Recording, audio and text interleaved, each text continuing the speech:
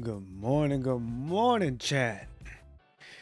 Hope you guys are all having a good morning, a good afternoon, and a good evening, wherever you may be in this place we call Earth. All right, chat, we're here again.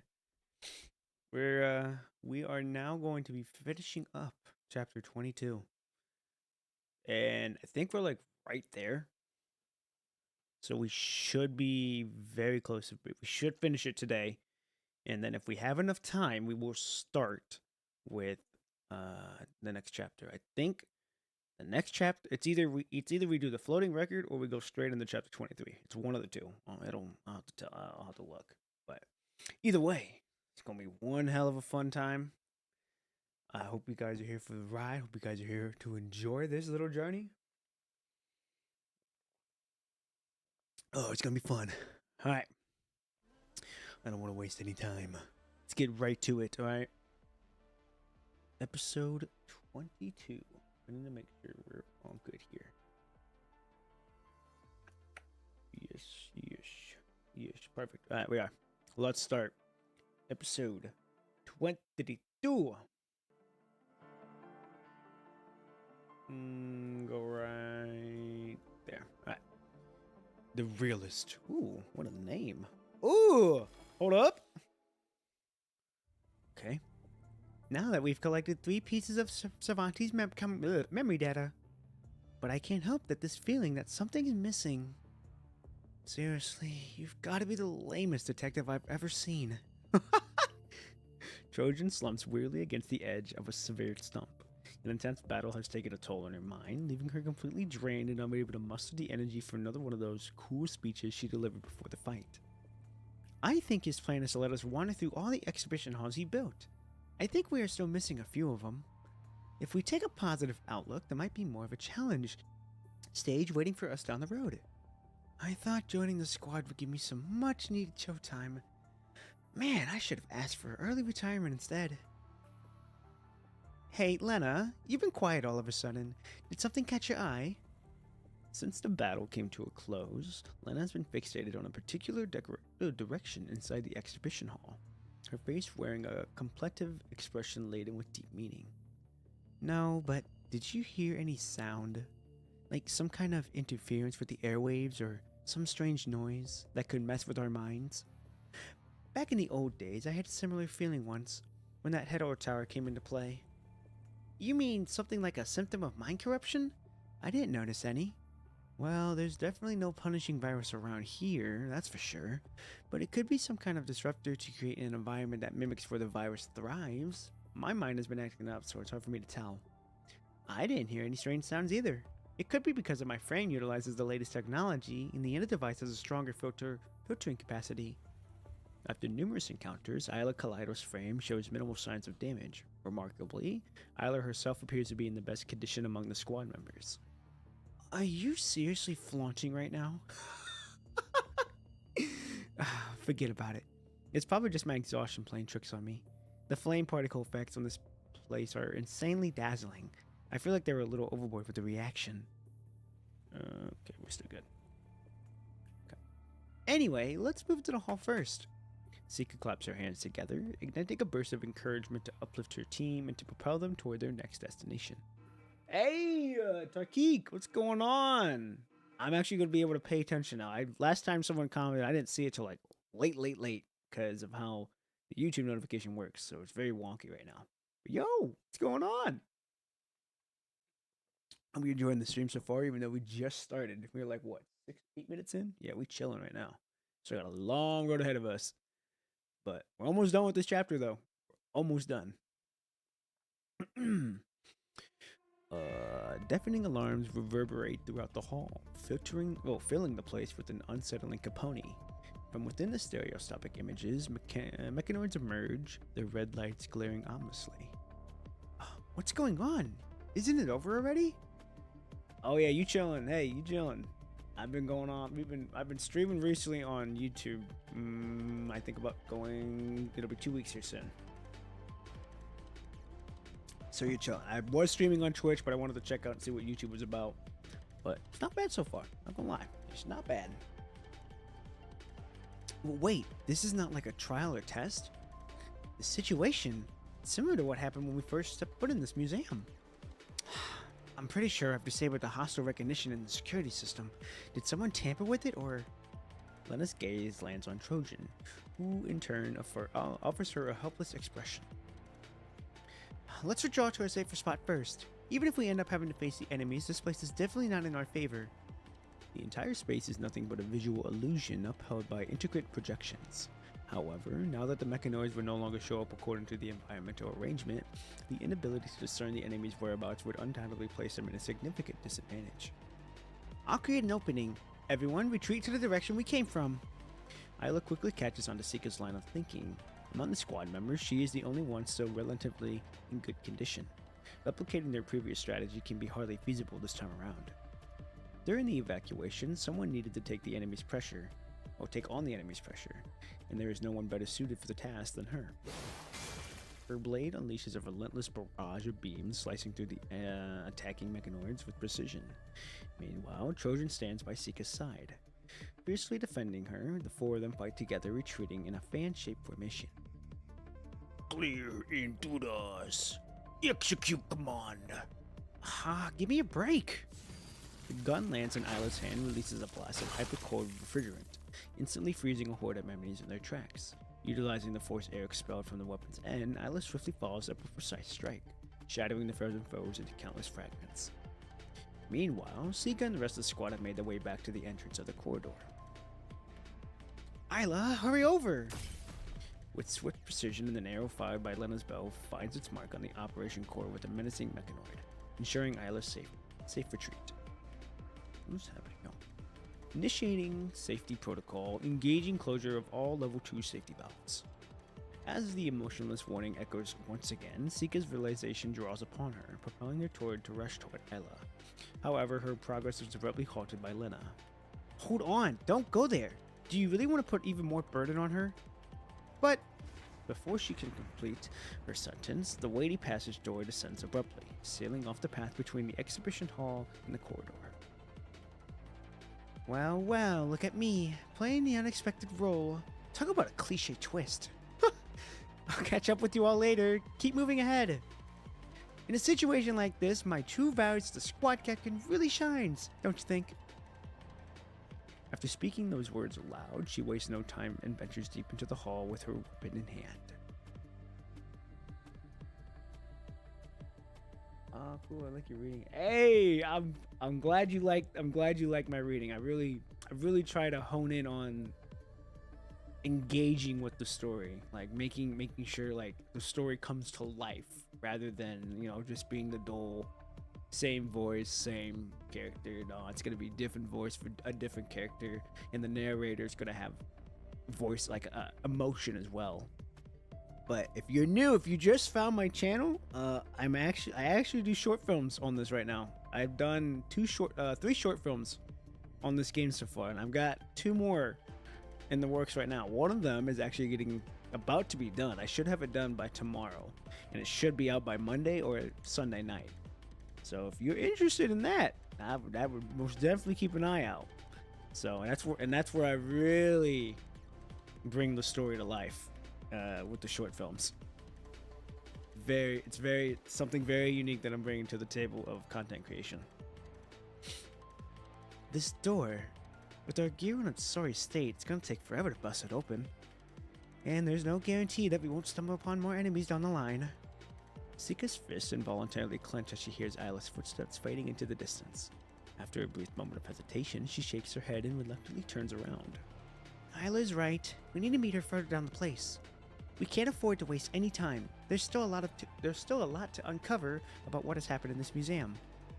Taking the lead, Sika strides down the passage, while Trojan and Lena exchange glances and follow closely behind her. That's like a movie type beat right there.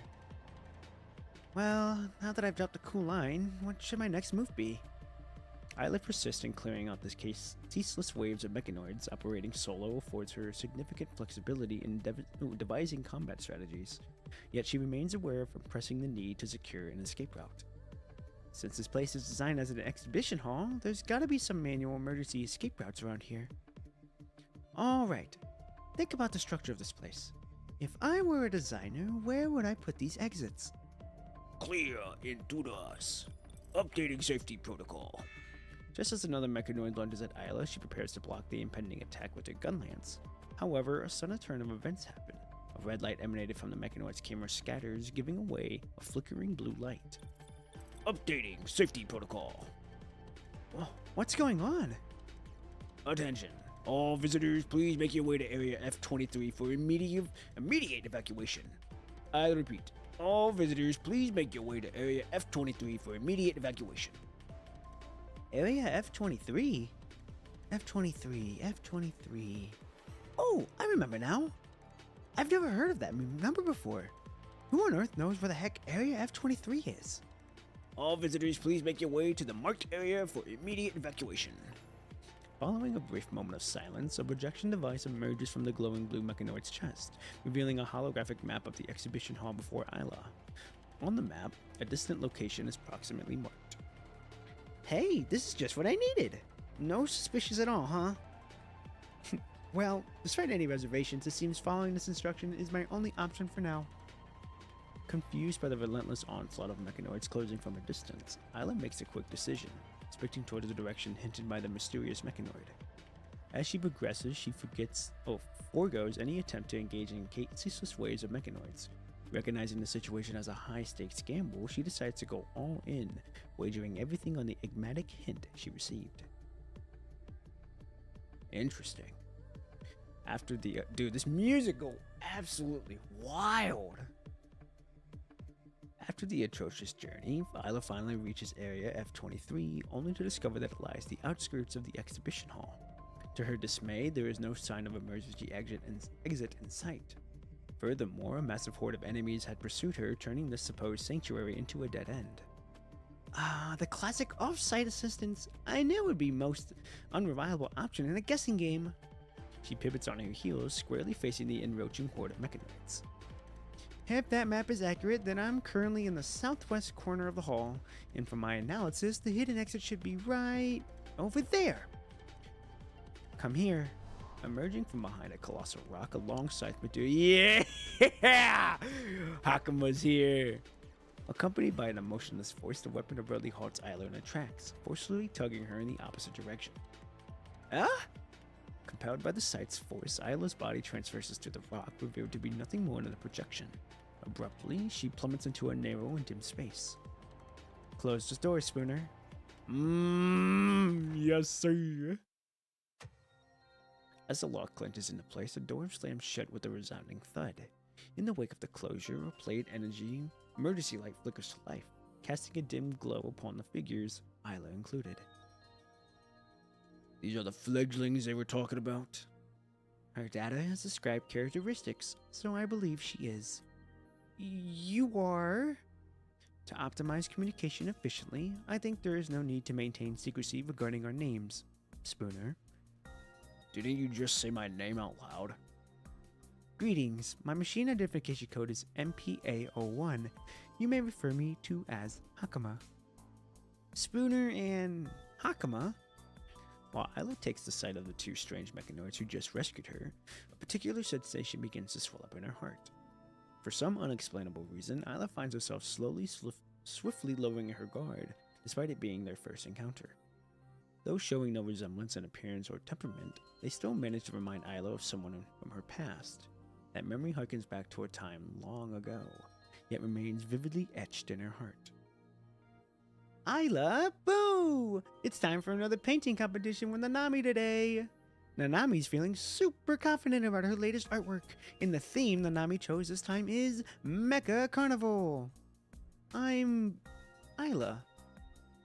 Fuck. There we go. After a brief moment of hesitation, Isla decides to share her name with them. Isla from the Eyeless Warbler Squad, also a member of the World Government Association of Art in Babylonia. So, you mean we're not the only construct who made it into the city? Someone else also managed to gather information about Constellia? Turno possesses the information regarding our whereabouts, and they are intentionally invading us. aiming to retrieve something inside the city without our knowledge. They're the ones behind those alarms from earlier too? Right. That's all the information we've gathered so far. We've encountered some of them already, but it's confirmed that they have another team operating within the museum. I see. What are you thinking about? A hastily assembled squad, enigmatic lost city, a museum crafted by a mechanoid, two storylines unfolding concurrently, and a dispute sparked by conflicting instruments with the same faction.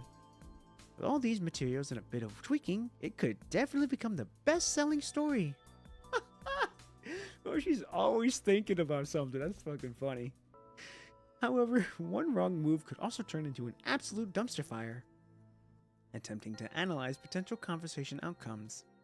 Apologies, I don't think I can make a proper response to the thought you just shared. Don't blame me, Hakuma. Oh, never mind. I was just talking to myself there. By the way, are you really okay with telling me all this? It was Babylonia who cooked up this whole mess in the first place. Who else is there to spill the beans to if not you? We aspire for a swift and seamless resolution to the situation, if you regard it as a condition that comes with the information.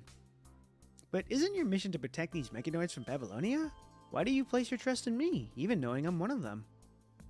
Throughout the years, we have crossed paths with people from Babylonia numerous times. Though many of these encounters led to conflicts, nevertheless, there have been a few occasions where I've also experienced positivity. The positivity of establishing a temporary collaboration with humans is not entirely zero, and we and humans are not supposed to stand against each other, and this is what she said. You are invited here by Cervantes. Spooner and I have been keeping an eye on you, and this attempt is the conclusion we've reached through our observation. One day there will come a time when we officially step into the stage, standing visible to humans. Building friendship across the factions could prove beneficial in the future. Friends. It would be a true pleasure if we could really become friends. In the Golden Age, some human regarded mechanoids as their friends, but I guess you don't fall in the same category, do you? No need to put it on a buddy act here. We're just on the same page for now. Nothing more. Our main focus now is locating Cervantes. He's the linchpin behind all these issues. Well, linchpin, my bad. He's clueless as the supposed leader, letting the troublemakers run wild under his nose. Just what's going on in his mind of his? My hunch is that he's using to verify something, which he hasn't needed or meddled much with too much with what's been going on inside the museum. My brain was not comprehending what my words were saying. Have you learned anything about Cervantes' intent? I lack detailed information, but from what I can confirm is that his expedition endured for several decades. Nonetheless, this place seems to be the end he's chosen for himself. The end. Isla closes her eyes, sinking into the nuisance regret somehow embodied by this word. Anyway, let's meet him first. As for the Colonel folks, well, I've got to trust that Sika and the others can handle them since you won't let me get in touch with them. I apologize, but consider it a safety precaution. We're almost at a temporary maintenance corridor, and the next exhibition hall is just up ahead. These folks didn't completely hack the system, so the area further down should still be in clear. I wonder what the theme would be this time. Akadelic's Eternal Engine? Or Eternal? Oh, no, it is Eternal. Wow. Eternal Engine? The Forsaken Headquarters? Or maybe the Golden Age itself? Either way, it's gotta be another one of those human-made deals. I'm still scratching my head over how he's cranking out all these duplicates. The moment Spooner pushes open the door and passes the door, his words fades into silence as he is taken to the side of the exit hall before him. I wonder if it's actually their base of operations, so it could be the Sage of Machina's base. This is... The simplest genetic patterns are arranged intrinsically lying together to create a sleek and futuristic aesthetic. It radiates a distinct aura, unlike any art style Isla has encountered before. Its architectural structure resembles that of a church, and yet the deity adventures remains conspicuously absent. Hakama and Spooner share a glance. I think I'm right. Their expressions hinting a hint at surprising recognition as they come across the oddly familiar spot within the art museum. If this is not an attempt to inspect the remains of an incredibly ancient civilization that perished many millennia ago, it's where you once stayed, right? Having perceived the subtle shift in Hakuma's expression, Ayla offers a hypothesis with a smile. I can't answer that question. I'll give you a pass this time. But seeing all this makes me come to a realization. Alright, let's move on. At the same time, Hakuma, you can show me the difference between the scythe art you represent and mine.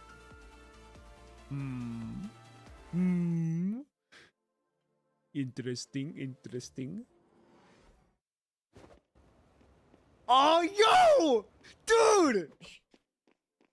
Dude, these cutscenes are getting better and better. They're getting so much better. Dude, so good. Okay. Wow. These cutscenes are getting so much better. This is so engaging for me. So fun.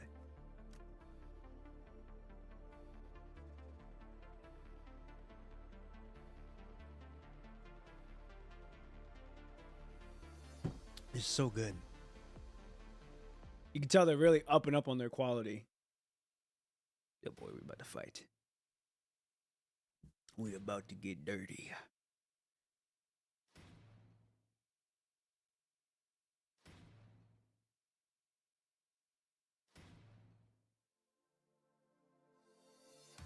Dude. Oh my goodness. All right, here we go. Let's do it.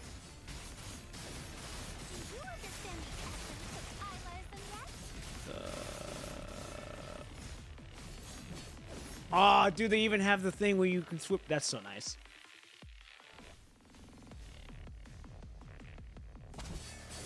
Ooh, she posed it on him before going in. High performance tactical circuit activated. Gotcha. Bop. 2. Damn it, I meant to fucking press the other one. Lock on. Analyze Yeah. and destroy.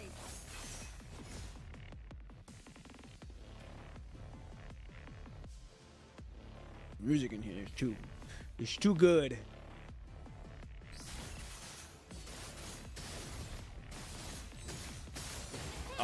Front button, oh well. Ideas are blooming. Oh. Alright. Now I can do.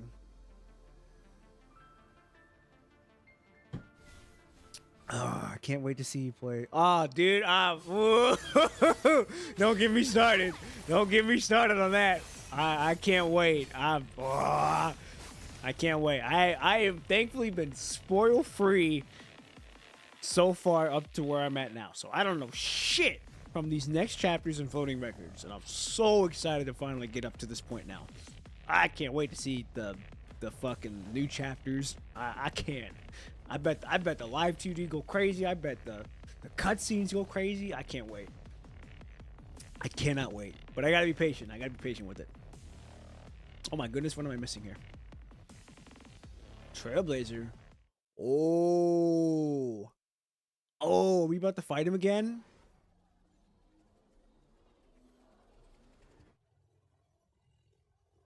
I think. All right.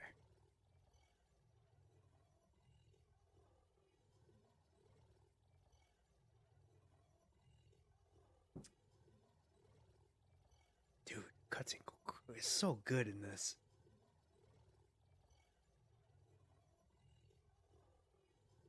Oh my god, it's taking a sweet ass time now. There we go. Oh, the music. Oh, I dodged really bad. Weak link identified. Ah, fuck. That's fine. Oh, parries motherfucking ass. God, it's so good. High performance tactical circuit activated. Oh. Oh my goodness. Oh my goodness. Ah. There we go. Synchronistic lock on. A stroke of genius. Bop. Ah. Destroy. Get out of here. Express. There we go. That's the one I wanted.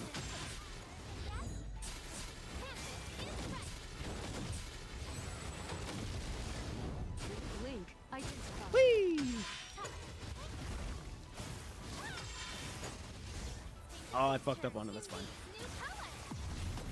Ah! High performance Come on tactical now. circuit. Gotta lock in.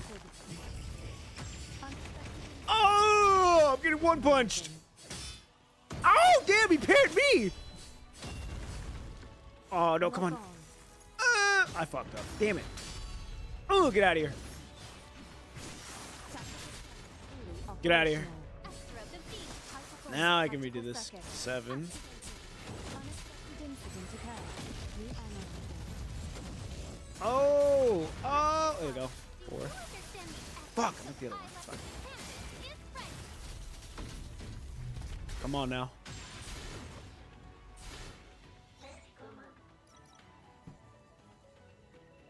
Oh! I wonder if it was. I wonder if I had. Oh! Yo! Damn!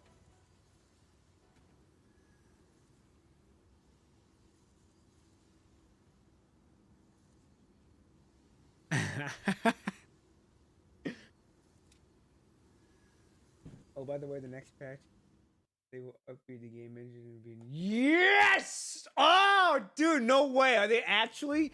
Man, I'm about to go crazy with that shit then. Now is that with future chapters, or are they doing like are they updating the game engine entirely for the entire like game? Is it for a certain part, or is it like a revamp of the entire game? If it's a revamp of the entire game, I'm gonna be fucking soaked. This is a reference for the movie Alien. Which part? Oh, Trailblazer part? Here's the 4th memory data chip. We breezed through that. Ah, dude, yo, we about to go crazy. Ah, dude, my ideas that I've been writing then. Oh, hold on. Oh shit, I'm dropping shit. I shit you not. I've been writing for this shit. Oh, the freezing in the space set. Okay, but I've been writing all my ideas for what I want to do with this game. Oh, they about to come to life, bro. They about to come to life even greater. I can't fucking wait. I cannot wait. If they're gonna do that, if they're revamping that entire shit, everything that I've been working on then is gonna go crazy, dude. I can't wait. You just hyped me the fuck up. Thank you for that. Okay. But why did their replica show up here? Well, I guess I have to find an answer myself. Oh, dude. I can't wait. I can't wait. It makes me... Okay, I'll say this. The chapters that I did not do a short film on are now gonna... I was originally gonna do that for it. I was originally gonna make short films on them. But now that it's like a more cinematic feel, oh, dude, I'm about to go crazy on that shit, boy. About to go crazy on it. All right, here we go. Episode 2223, The Light of the World.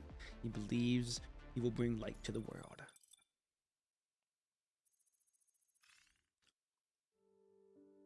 Okay. Michael, it seems you're not feeling your best. Would you like for me to escort you back to your room so you can get some rest? No, Carl, please. I prefer to go for a walk in the city. You've been engaged in continuous work for 18 hours. Following the doctor's guidance, you must secure a minimum of 70 hours of rest per week to prevent the deterioration of your health. The older you get, the less freedom you have, and there's always someone telling you what to do. I'm merely fulfilling my duty, Michael. Even if I adhere to your medical directive, how much time remains for me? 5 years? 3 years? How should I make the most of my remaining days? Confined to a bed tethered by the 4 tubes 24 hours a day? Or IV tubes? With muscles so weak they can't even lift a paintbrush? How is that any different than death? Michael, a complete recovery remains feasible in your current condition. I can identify 2 8 clinical cases. You don't have to say this to confront me, Carl. I'm well aware of the time I have left. Let's review today's meeting, Carl. Oh wait, that's it, Michael. Let's review today's meeting, Carl. No, it is no. Yeah, I'm tripping. I'm tripping. Oh, by the way, wait, don't spoil anything, but archives and movie. Oh, really? So I'll actually get to go back. I'll actually get to go back in the archives. In the archives, when this game engine happens, I'll theoretically be able to go back and rewatch those scenes. Is that what you're saying? If that's what, if that's what's gonna happen, if that's true. There we go. Based on your observations, what kind of individuals do you believe our partners to be? Would you like for me to provide a comprehensive explanation to all my conclusions? You don't need to keep anything from me, Carl. I know that you've been investigating these things on your own ever since our How-Long adventure. It appears that you have some fresh insights following your conversation with Lady Q, and truth be told, that's precisely what I hope to see. Wait, what? You can still go. We can go back to the cutscenes. When can you? Where's that at? Where's that at? Is it in the gallery? It's in. I know you go to your. You click your. I'll have to check it after this. I'll check here in a minute. I'll check here after we do this one. Rarely does hesitation appear on the mechanoid's face like this. He lowers his head to organize his thoughts before starting to voice his opinions. All the stories you've done now will be available. Oh, all the stories you've done will be available now. Oh, they'll be available now. I'll have to check this out then. Hold on. The Norman Mining Corp has presented a rather enticing proposition. However, their motivations for undertaking the Constellia project extended far beyond the disclosures made today. Official and unofficial statistics indicate that the Norman Mining Corp has employed comprehensible strategies to establish financial dominance, no fewer than 47 regions, ensuring control rests in their hands or those of their subsidiaries. Next in line is the proposal put forth by the World Government and Academic Commercial Alliance. Carl begins to detail the information and data he's gathered through his investigations on the global network and concealed databases. These horrifying events and wrongdoings are widely known in the shadowy corners, yet the general public living in the Golden Age remains blissfully unaware. The representatives sent by the Arctic Route Union and How-Long hold their motives. As for Collins, the special counsel for the Transcendent Economic Committee, whoa, that's a big, whole lot of words. We cannot glean any information from his heavily classified profile, but there undoubtedly exists a formidable force backing him. They all aspire to gain control over the city, incorporating Constellia into their broader economic landscape. With an air of composure, Michael quietly allows Carl to conclude his speech. I'm still finding astounding that you have already cultivated such a deep comprehension of this world. Michael, with all due respect, I must express my concern to all of them. If they're in direct opposition to both of you and the ideas embodied by the city. However, if we exclude those people, how can we ever hope to construct the city? With my blueprint? Or with the building it brick by brick? Hey, that's a movie reference. We require the presence, but may not necessarily require mine. They have the option to replace me at any time, and this is how insignificant my role is in the circumstances. But Constellia is your creation. You're mistaken, Carl. Constellia isn't my creation, it's a creation of humanity. Humanity is the sole catalyst behind its inception, and I merely played a role with it. I must confess, though, I harbor my own aspirations in this endeavor. If I was to akin an orchestra performance, I would desire the conductor's podium, for this is the most dazzling of all positions. Even though I understand that the conductor is never truly the one directing the performance. That's true. It's time for the injection, Michael. Carl carefully retrieves a syringe from the sterile box and asks Michael to roll up his sleeve for the injection. A faint smile graces Michael's face as he observes the medicine within the syringe slowly entering his body. Human beings are undeniably delicate creatures. If you were to apply even a tad more pressure to my feeble old wrist, it might just snap. Carl, have you ever tried to create something on your own these days? Michael, ensuring your well-being remains my foremost concern. So, will you go take care of another cranky old fella like me once I'm gone? Per the agreement, you possess the authority to dispose of me prior to your passing. You know I won't. Yes, I know, Michael.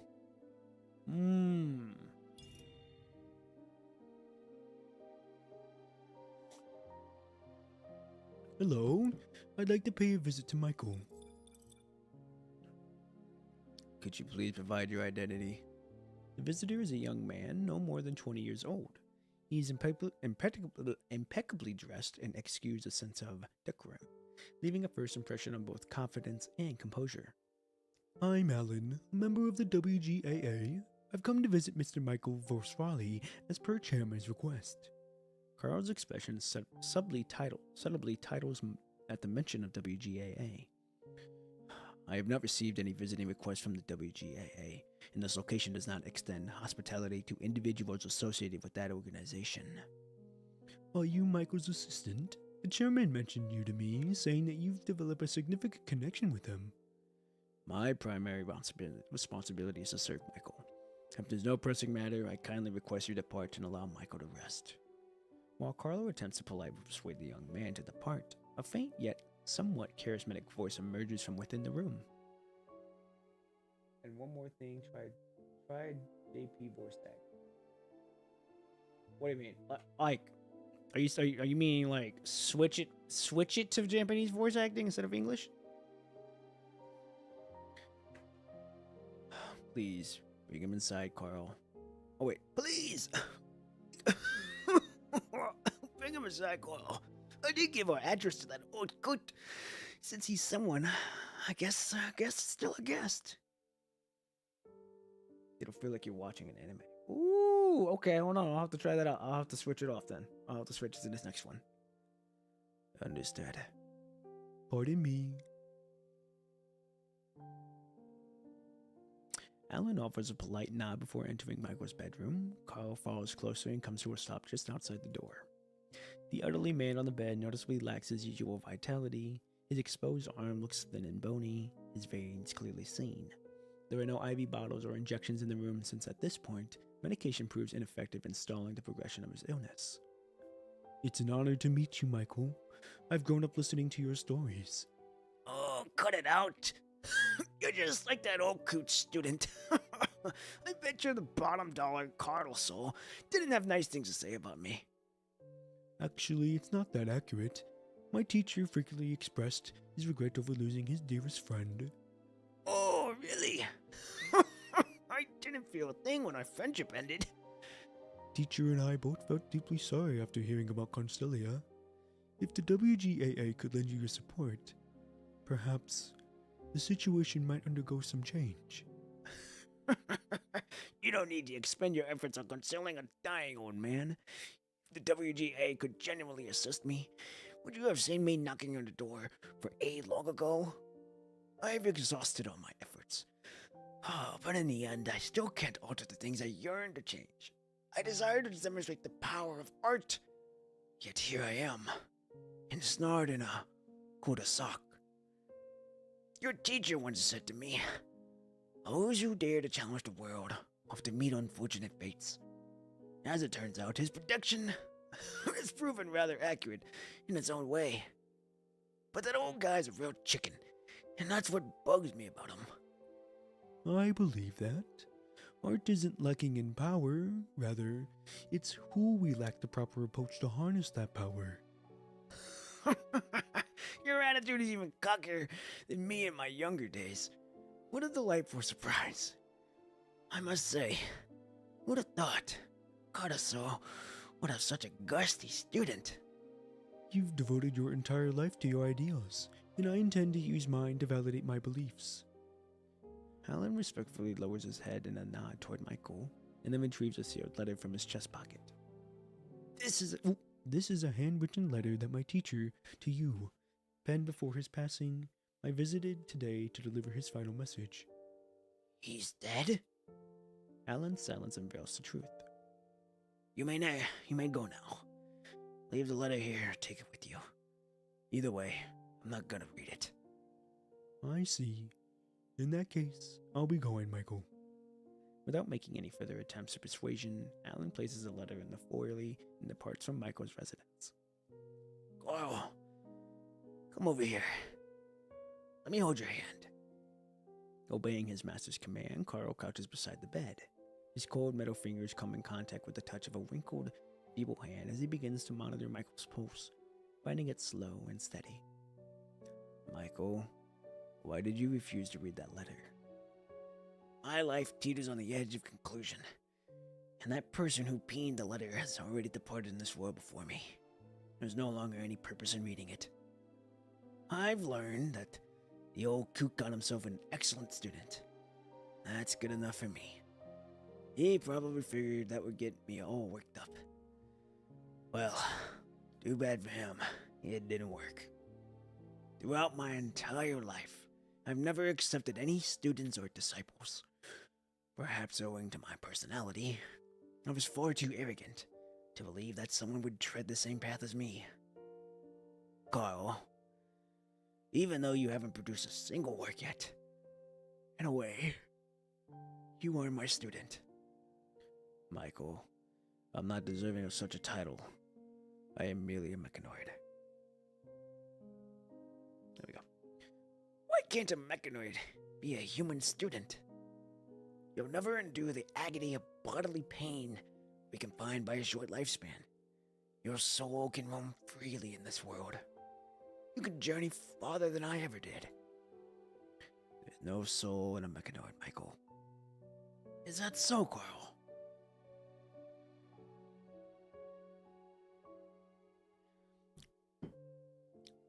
It's Michael. You've always seen yourself as a Sancho Panza, but there won't be a master whom you can serve forever. I want you to be a... I want you to be a storyteller. It's time to stop being Sancho Panza because of the Don Quixote you've served. It's about to bid you farewell. You're gonna embark on your own journey. Michael, everyone believes I've failed. They all deem my efforts futile. However, I know I did not fail. Because I found you. Damn. Damn.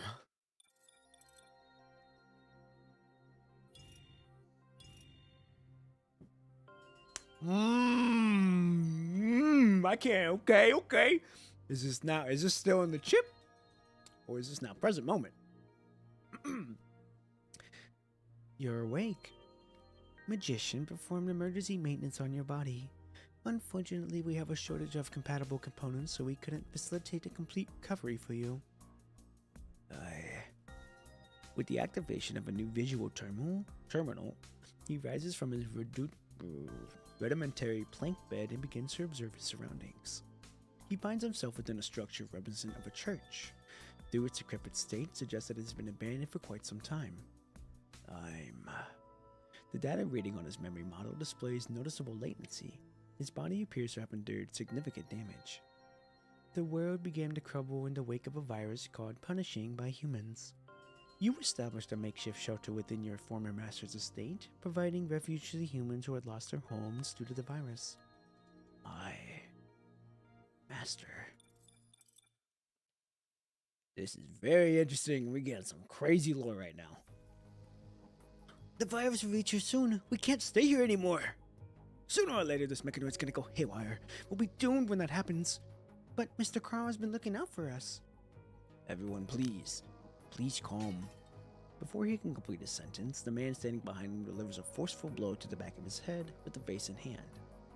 Damage to the external terminal detected. Ugh, what did you do? Oh wait, that was a girl. Oops. I'm cutting off any potential threats early. This thing we're trying against humans once that punishing virus messes it up. Grab all the valuables and food. Quick! The world government is on a worldwide alert. We've got to move to a safer spot. You have no authority to confiscate Michael's belongings. You have no authority. Only thick smoke and flickering flames offer him a response.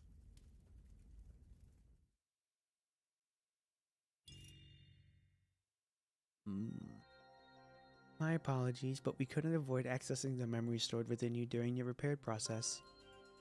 Data loss detected. Level 2 classified files. Microsporial. Your external data sustained severe damage, which necessitated the replacement for a memory storage chip. However, since the new chip isn't entirely compatible, a substantial amount of redundant data had to be deleted during the replacement process, with the exception of your own memory. Hierophant discovered you in a ruin and transported you back here for repairs. They are currently still scouring the nearby area for both Mechanoid's casualties and supplies. And you are? My name is Arcania, and during the Golden Age I served as a humanoid machine aiding humans in the study of occultism and divination.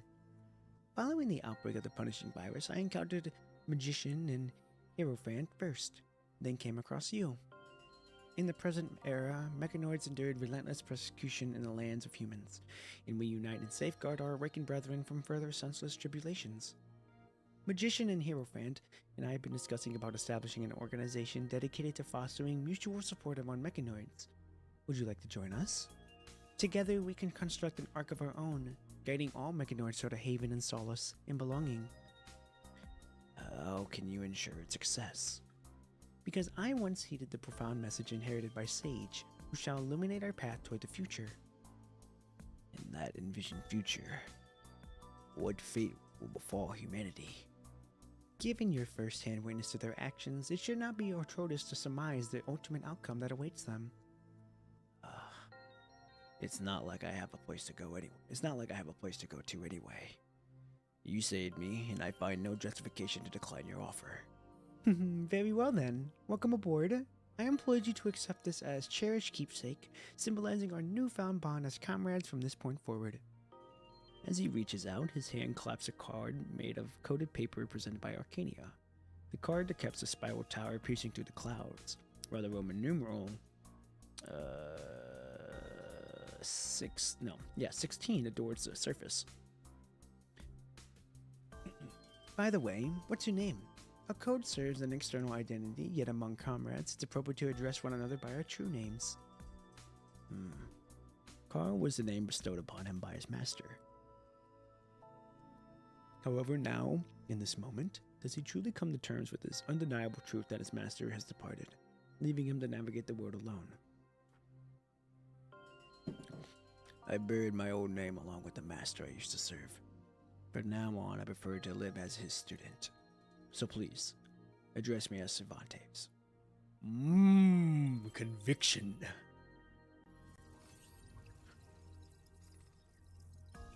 Dude, the sound effects are getting better too, I'm not gonna lie. A stream of intricate data woven in complex code is transmitted into his memory shell. He only skims through the contents as a mere glance before discarding the outcome to a recycled bin of his hard drive. Casting a final gaze of the enigmatic giant computing power terminal, he readies himself to depart to the church, now a testament to his and his comrades' shared endeavors over the course of years. Oh god, I can't remember if hetero put guy or girl. I think it's a girl. Are you truly planning to walk away from that, Cervantes? Suddenly, a mechanoid draped in a cloak appears out of thin air and approaches him. The figure who emerges is none other than Hierophant, the church, one of the earliest mechanoids of whom Cervantes forged a connection here. Given the plethora of Monkeneers circulating among the members, Cervantes has come to refer him as simply a Hierophant. Okay, it's a guy. Construct of the Great Tower is complete, and Xavier alone can handle all the maintenance work from now on. There's no point in me to remain here any longer. This tower acts as a global network exclusively to the church. No matter how far apart we may be physically, we can still stay connected to communicate with ease. Is leaving a better option for you? Many of our comrades have chosen to stay here, eagerly awaiting for the arrival of the sage. The act of waiting has the power to mend numerous wounds. We've witnessed countless comrades who had lost hope in this world, only to have their hopes rekindled by Sage's revelation. This revelation is undeniably real, weathering life into that hope once again. But I reject the notion of choosing a path of waiting, for I still have unfinished mission ahead of me. As his student, it is my duty to deliver a work of creation that is truly deserving of his teachings. Oh, Cervantes, Cervantes! A mechanoid from a mechanoid as hastily dashes out from the church hall. He frantically calls out Cervantes' name in a state of agitation. His body still adorned with tangled cables. He's country voice. Oh, Cervantes! Are you leaving? Where are you off to? Please don't tell me you've actually left in the middle of Xavier's maintenance session. He's going to lose it when he figures out. That's the best point of how you're rolling. Remember when you promised to have my back when I take down that big fella and become Chariot? How can you just go back on your word like that? That was some crazy talk you spewed out after chugging expired engine oil. I never made any promises to you like that. Hey, Typhoon Dicer, did you know this already? Well, this is totally Cervantes' call. I can't really do anything to stop him. Don't worry about me, Blaze. It seems that there are some mechanoids who want to join my journey. I won't be alone. Do you have to do this? My teacher said he did not fail, even though everyone labeled him to do so. I must prove him right. I'm the one chosen by him to fulfill my vision on his behalf. He believed that I could create a world of his dreams. But you still don't know how. Maybe you are right. But I have a feeling that the answer lies within humanity. Humans have deviated from our predictions, yet still persisting in their efforts to reclaim Earth, the very place they once called home. I believe that this answer will also be critical for me to future. Oh my God, I cannot read. I believe that this answer will also be crucial for the future of mechanoids. There we go. I see. It appears that you are well equipped and ready for this journey. I'll keep my fingers crossed for you. By the way, if you ever find yourself losing sight of your destination or the true purpose of your journey, I recommend going back to the basics of formality. It is a method described as learning through investigation in an ancient text of Kowloon. Are you sure you have the correct grasp of its meaning? Just think of it as a little piece of advice from your friend. Thanks. I'll keep that in mind. Alright then. It's time for my departure. Dude, his character development is pretty good. As a metal arrow pushes through the last enemy mechanoid, a hush falls over the entire hall, restoring a tranquil silence. Is it over? God, dude, her eyes, man, I ain't gonna lie, her eyes are fucking very interesting. Green with a hint of red. Woohoo! The alarms have stopped. There should be no more trouble for now. Trojan disconnects the Tophons from her arms, and the engines in her rear release vapor to cool down the iron needles, which have turned red from overheating. Meanwhile, Lena takes the weapon box from Sika to replenish her arrows. Having set off from Isla, the duo continues their exploration, following a period devoid of atrocious battles. They reach another wall where they devise the plans for the next move. Wait, what happened to Sika? Oh, there she is. Isla turned off her transponder and the mind connection was severed as well. There's no way for me to confirm her current location. Well, it seems like someone's hell-bent on making sure we don't look for her. This art museum employs a large, cloister structure. If she manages to break free, she'd be able to rendezvous with us at the endpoint.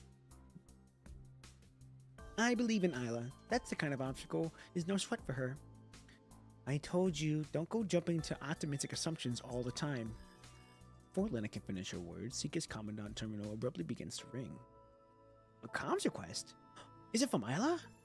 Sika answers the call, only to see an unexpected face on the virtual screen. Okay, now this is interesting. I thought comms were severed by them, so they couldn't reach Babylonia. This is gonna change some things then.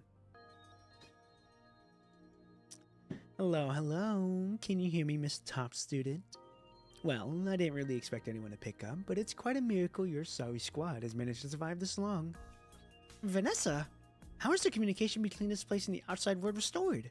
Okay, never mind. See, yeah. Seriously? Don't come at me with stupid questions. Can't you just check it yourself? The only possible reason I can reach out to you is because we're nearby. Oh. Okay. Alright. Huh? Nearby? Wait, by we you mean... Oh yeah, big dog's here! Big fucking dog's here! Let's get this shit. Woohoo! This is gonna change some things then.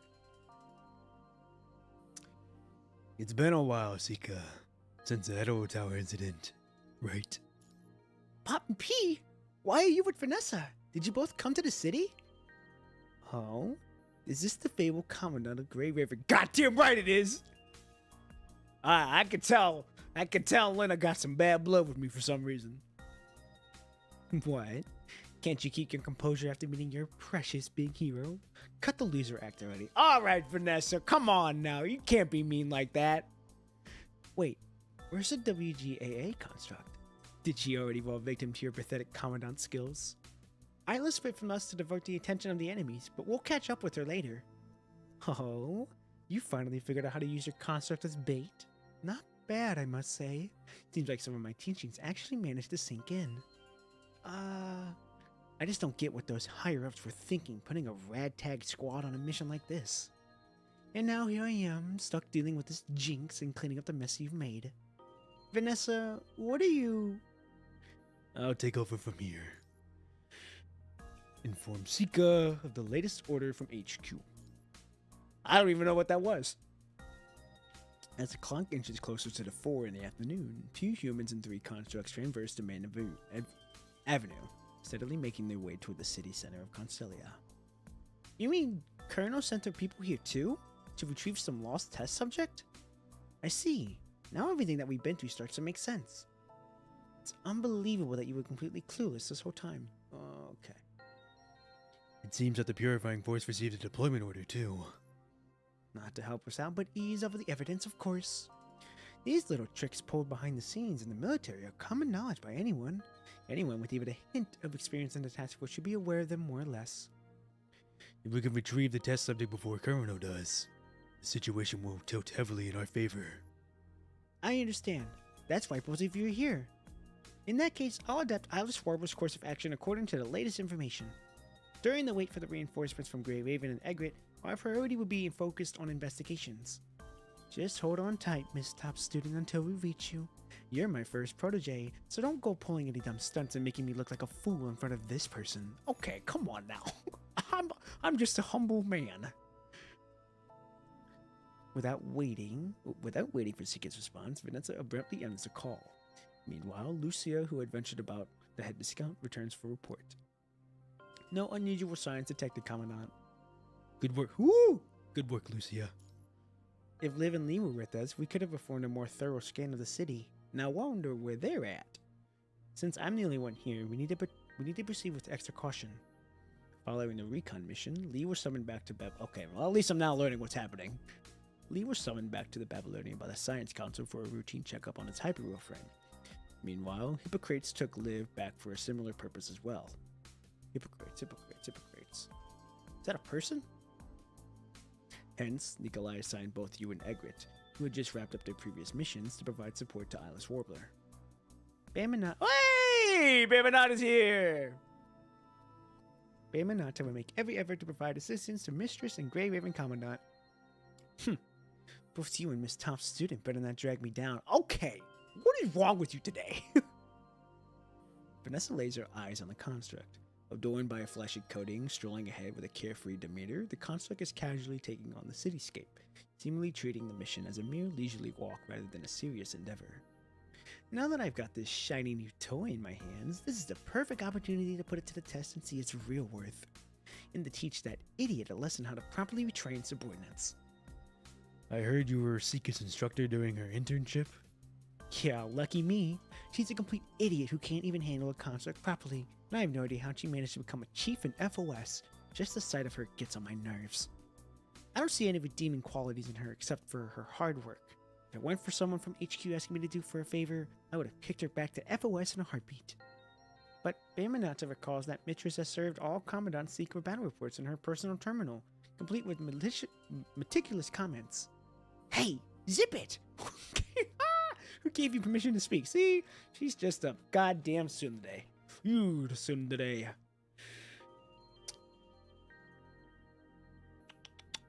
Seems someone's quite invested in the younger generation's growth. And you actually care for her quite a bit, huh? Seriously, she's right up there with you on my list of people I can't stand. Now, come on. Someone like her is bound to meet a pointless end on the battlefield, sooner or later. I'm just giving her a crash course on how to survive a little longer. If only the war could end sooner. Perhaps she might have been better off not becoming a soldier, as you said. Oh, here we go with your ridiculous love and peace theory again. Spare me the nonsense. I'm allergic to that all kind of talk. Come on! Come on! At least the situation is getting better now. I can't tell if you're genuinely foolish or just plain dumb. Okay. The war is not going to end, even if one day the punishing virus is no longer a threat. Now, that is true. You make a point. What makes you say that? Doesn't everyone want the war to end? Hero of Babylonia and Grey Raven Commandant. Aren't you blind at all? Oh wait, you aren't blind, are you? The proof is right in front of us, plain as day. Vanessa points at Lucia and Bamanata. You know why construct tech has been progressing at lightning speed these past few decades, and you also know that many of these breakthroughs would have never gotten a green light in the old days. The test subject we're supposed to rescue is a direct result of this messed up situation, like the construct tech and the Ascension Network. Really think that there's any shot in hell that this war will wrap up before those ambitions are fully satisfied? I'll do everything I can to end it. Oh, really? Well then, I wish you the best of luck. Vanessa offers a smattering of inspired applause, her smile tinged with sarcasm and contempt. Jesus. Noticing your unchanging tone, she quickly grows bored with your lack of reaction and shifts her gaze towards somewhere else in the cityscape. Yeah! You trying to get reaction? I don't fold like that. I stay 10 toes down like that. What's the matter, mistress? Nothing. It's just my head starts pounding at the moment I remember I'm stuck in this mission with 2 idiots. What is with you? Shaking her head, Vanessa regains her focus to increase her pace, signaling Bamanata to keep up closely. Let's keep moving and wrap this up quickly. Okay. Oh shit! The man is back. This will be interesting. Okay, now that that chapter's over, let's go see what you were talking about here. Okay, so if I go here, is it Codex? Where is it at? Is it Recollection? Oh. No shit. Are you actually kidding me?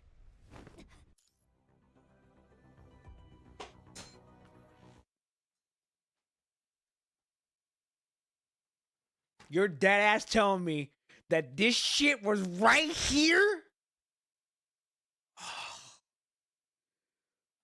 Bruh, ain't no fucking way. Ain't no way. You're telling me those cutscenes were right there? Bruh, what the fuck? No fucking way. No fucking way. Oh, I'm lost for words. What the fuck? You're absolutely insane, bro.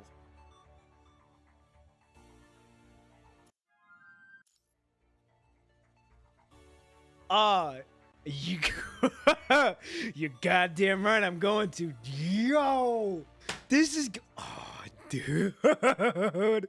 The ideas are coming into play now, bro. Oh shit, boy. Oh, I got ideas cooking. I've got ideas cooking already.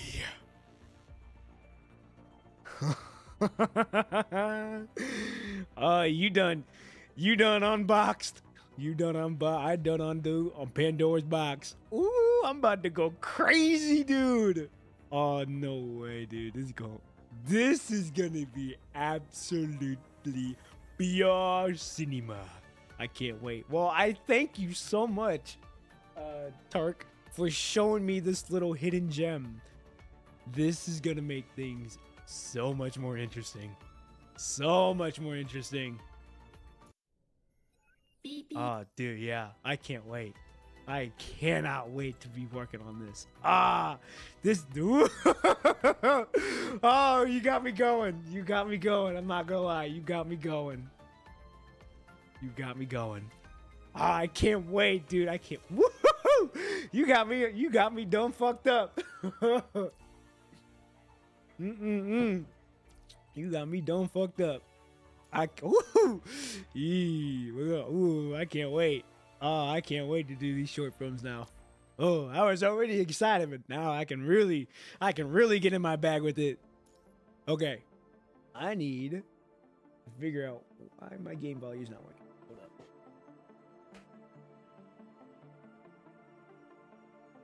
I think I done fucked up. There we go.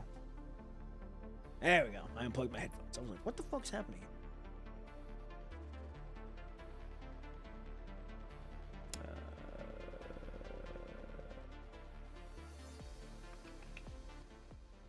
There we go. Okay. Oh, yes, you're right. The voice acting. Yes. Okay. You said it is... So switch it to voice settings to Japanese. Save. Now, you're telling me that not these chapters moving forward are all going to be voice acted? Is that what you're saying? If it is, absolutely fucking wild, because that saves my voice and I can really hone in on my voice with it. Ah, oh, dude. You don't open Pandora's box for me. All right, here we go. Ladir one, whoa, hold on. Ladir one orte. I think that's how you say it. Oh, yo. Wait. Okay, let's listen. Oh? Nani? I don't hear it. Oh no. Are you talking like voice acting when the cutscenes happen? Or is it like voice acting when the story's happening? If it's cutscenes during the... If it's voice acting during the cutscenes, that makes it a little bit easier for me. But if it's not voicing on the story, then that's fine too. I'm not too terribly mad about that. Because then it gives me more time to voice act a lot more.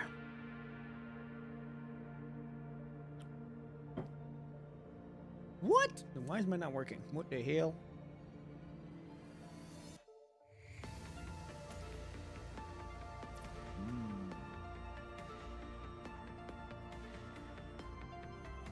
I wonder why it's not wanting to do it then.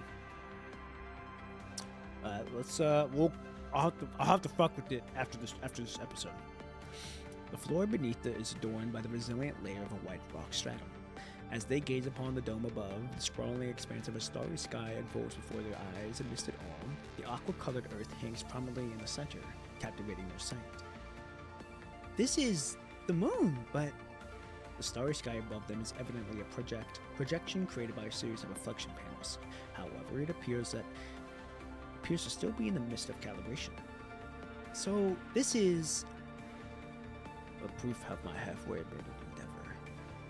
A voice reverberates through the hall, laced with a touch of self-esteem.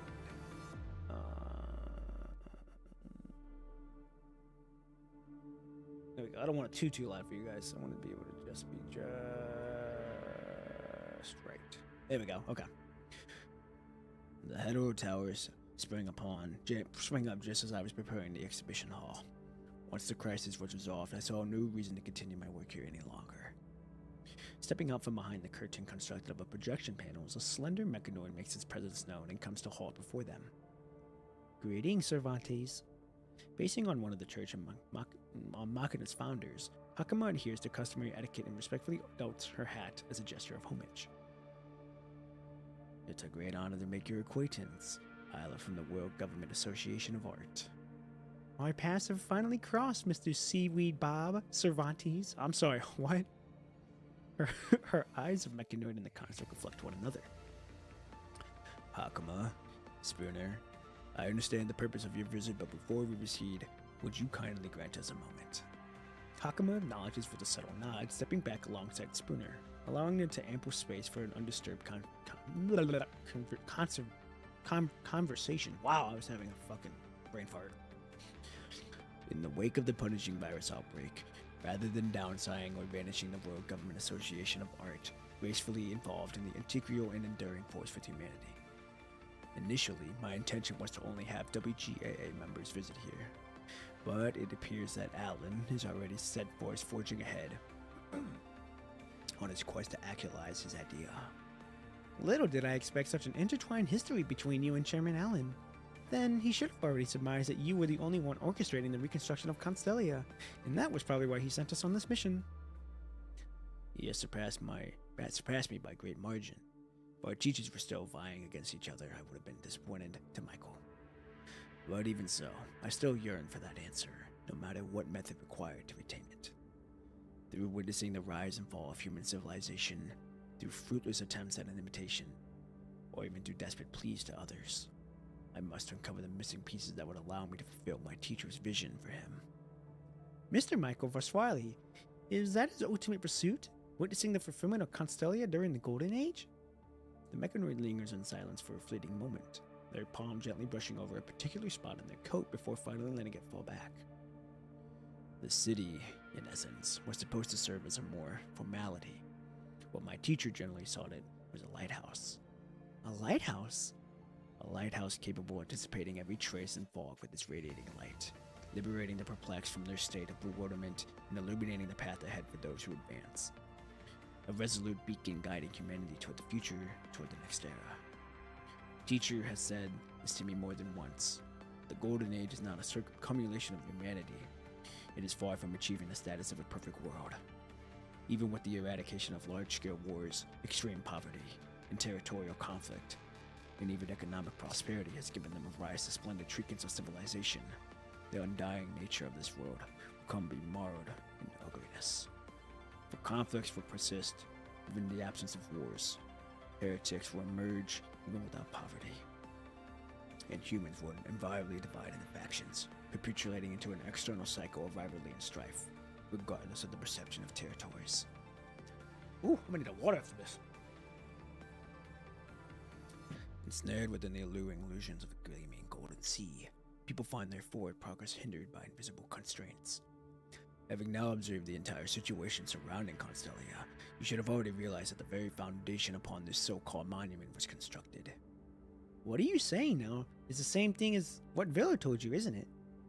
After witnessing the harsh realities, that young man chose to escape, but my teacher always maintained faith in humanity, firmly believing that through the power of art, humans could discover the path leading to a brighter future.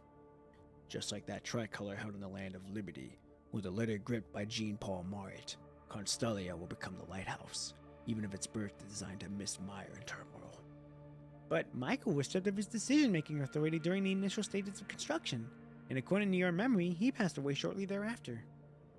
In the end, the construction of Constellia was left incomplete. The internal records of WGAA revealed that even the blueprint was lost during the Great Evacuation following the outbreak of the punishing virus. If we only look at that outcome, then he failed, didn't he? Teacher did not fail. He never would. He held steadfast belief in his own success until the very end of his life, leaving behind a contingency plan of responsibility entrusted to me, carrying forth his legacy to fulfill his vision. As Cervantes' words resonate, a fleeting glimpse of sorrow flickers in his eyes. He bows his head, his fists clenched, as though prepared to face the reprimand of an unseen presence. He held on to the belief as I, his student, would be able to uncover the answer that resided within his heart to fulfill his unfinished dream. But I failed him. The young man named Villa was correct. Mechanoids are creation rooted in irrational logic. This fundamental nature remains unaltered regardless of any external influences upon him. Despite exhausting every possible calculation within my capabilities, I failed to discover the future that teacher had envisioned. During that period, I bore witness to multiple instances of my fellow mechanoids succumbing to self-destruction, unable to resolve the internal conflicts within their logical frames. They, like me, were plagued by similar questions and ultimately arrived at similar conclusions. There is no future in this ravaged world. That's why you decided to shift your focus back to humanity. Indeed, because you humans have derailed from our conclusions every time. While my attempts and limitations have proven futile, you have exceeded at very crucial junctions.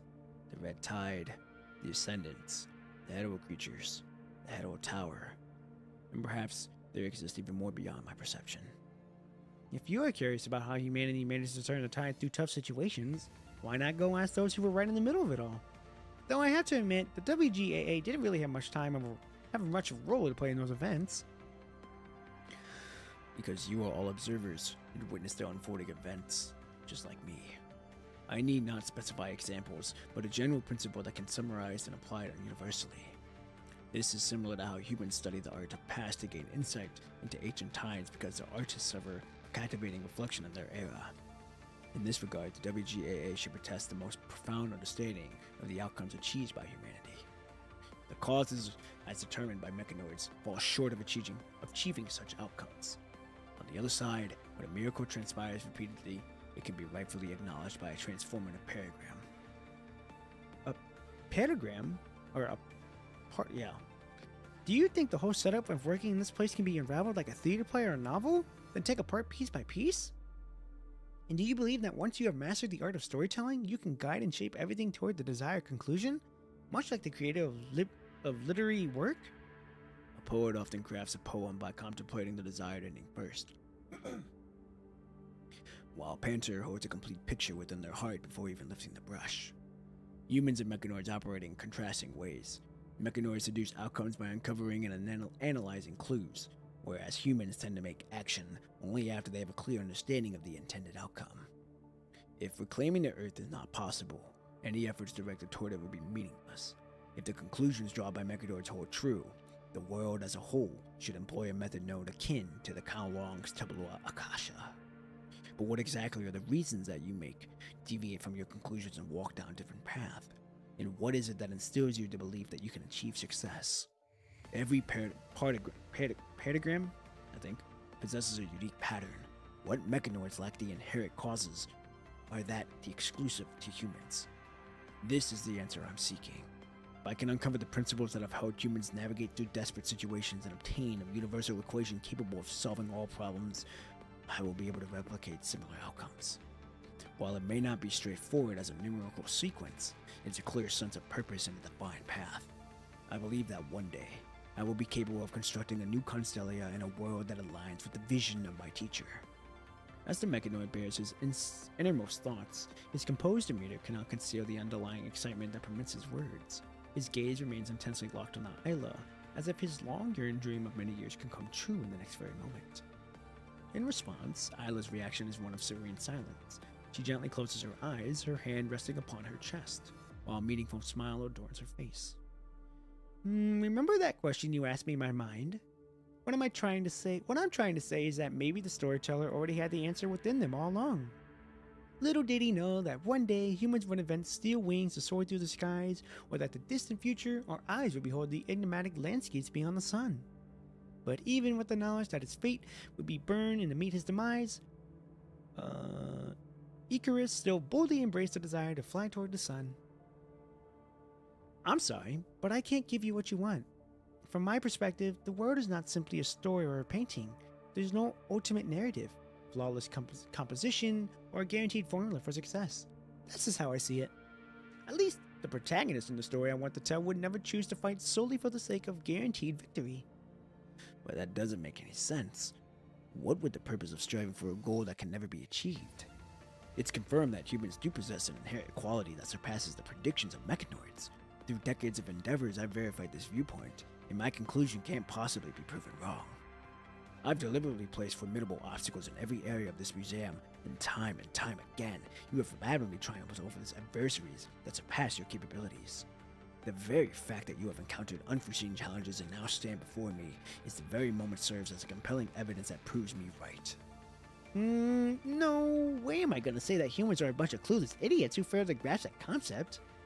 Well, there are smart ones among us who are outcome-oriented. However, when it comes to creating those so-called miracles, it's often the fools who dare take the action without dwelling on the potential consequences.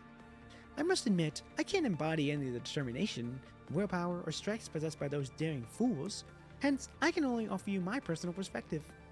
Even in my own eyes, the ideas I cling may appear somewhat unrealistic, but nevertheless, I still choose to hold on to them. To be honest, pursuing goals or the bound to fail may not make much sense to others. Despite the inevitable outcome of failure that awaits, I Oh, I'm resolute in continuing this path. I don't understand. Doesn't failure imply the complete negation of all efforts and endeavors undertaken? Even the most daring gambler would take a moment to evaluate the odds of winning before placing their final bet. If the probability of turning the tables is deemed to be 0, it is highly unlikely that they would choose to start the game. The mechanoid exhibits no fear of failure itself. On the contrary, he continues to hold steadfast faith in what he has always believed, even to this day. He believes that in the possibility of his teacher's dream becoming a reality. He envisions himself as an instrument to bring that vision to fruition. Should he fail, everything his teacher has devoted a lifetime would be rendered futile. His death would be stripped of all significance, granting ample opportunity for those who betrayed him, liars, fighters, and opportunists, to mercilessly mock his legacy. Could this be Michael's true intention in leaving this windmill to the world? The Don Quixote of the city didn't confuse the windmill for a giant. He actually charged at it, fully aware that it was just a windmill. He knew he couldn't possibly defeat the windmill, and the chances of encountering an actual giant were slim to none. Nevertheless, he's still inspired to be remembered as a knight. Teacher's true intention. How could this even be possible? He had always been so faithful, firmly believing in the triumph until the very end. How could it be possible that he staked his entire life on the outcome destined for his future? I think I understand how you feel. I once had a dear friend who played a pivotal role in guiding me on my artistic journey, almost like a teacher to me. She possessed the talent to secure any desired outcome through her abilities, yet she consciously chose not to take that path. She willingly relinquished her bestowed success in order to embrace the opportunity to experience failure firsthand. Initially, I couldn't comprehend her motives either, until I embarked on the path that truly resonated with my own aspirations. By losing everything, she also gained everything. She's spitting. She's spitting. I believe that if given the opportunity to start anew, Selena, would have made the same choice without hesitation. I cannot agree. If what you say is true, then why did he leave me, a student of his, behind? He must have held an unwavering belief that in the answer, and that why he entrusted me, a mechanoid, with the task of searching for it. Well, that could also be true. What exactly are you trying to say? I'm not claiming that my words are unquestionably right. I'm simply sharing my feelings with you. With the passing of Michael, I have no way of ascertaining his true thoughts and intentions. All I've learned is that he discovered a vision that he was willing to dedicate his life for fighting for. And only those who strive toward that vision will realize that their actions are nothing more than leaving some footprints upon this world. God, she's spitting facts! God! Dude, she out here spitting that shit! Those footprints will bear the name self and life. In life, everyone is granted one chance. No matter how challenging or convoluted the path may be, we must persist in keeping moving forward at all times. Bro, she absolutely spitting. She hitting him. She going hit him with a 1-2. We think that observing the world around us, but in truth, we are all merely looking at ourselves. You'll never endure the agony of bodily pain or be conflicted of a short lifespan. Your soul can roam freely in this world. You could journey farther than I ever did. Everyone believes I failed, while my dreams or efforts futile. However, I know I did not fail, because I found you. In the distance, a dull explosion reverberates, sound echoing throughout the air. What happened? Spooner's sense immediately heightened, his gaze fixed on Cervantes, who maintains a rather composed demeanor, showing little signs of surprise. Has it started? Is it Zeke and the others? Did they run into Colonel Troop? Miss Cervantes, is this part of your plan? No, I have nothing to do with Colonel constructs. I merely sought to utilize them to stir some mischief for this young lady and collect more compelling data. Initially, when I took the so-called test subject they were searching for, it was purely out of my interest in human creations and my desire to validate a specific possibility. So, when she came back in that form, even I found it quite unbelievable. Okay, so we're looking for a woman. Came back here?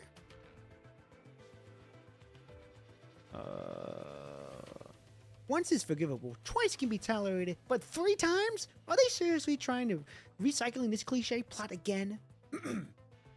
Even I'm starting to grow impatient, and I can only imagine how the audience must be feeling. She's breaking the fourth wall. Mr. Cervantes, this is... It's not me. It must be the intruders breaking in from the outside.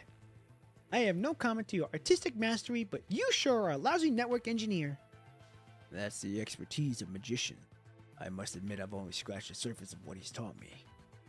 Also, don't underestimate that test subject. It's a computing-powered monster. With the back door left for the first time, it can effortlessly manipulate the entire city's control system. No time to dwell on that now. Hakama, Spooner, mind letting me hand one more time? I don't think we really have a choice anyway. Request confirmed. Collaborative combat mode activated. Oh yeah, we about to be team. Okay, cutscene. Do I get to hear the voice actors? Okay, we're on the moon. Hall. Question mark. Oh, are we finding that one dude? Are we finding the dude? Why can't I hear anything? What the fuck? Damn, look at her room. Okay, hold on. We're going to retreat. We're going to come back to this. We'll come back to it.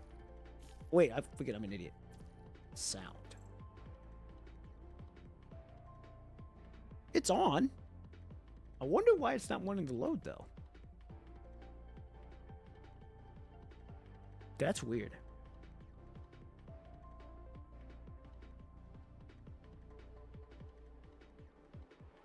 Does it work for you? I mean, if it works for you, nice you make though. But why is it not working for me? I wonder if does it got to be.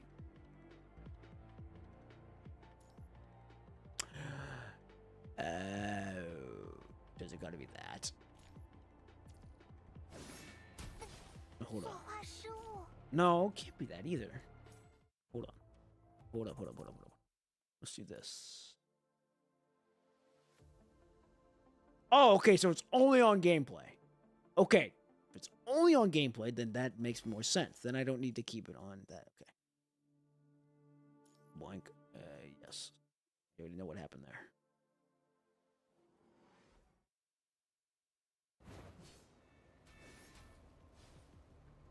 Okay, if it's only on gameplay, then I'm gonna switch it back to English because I like the English one.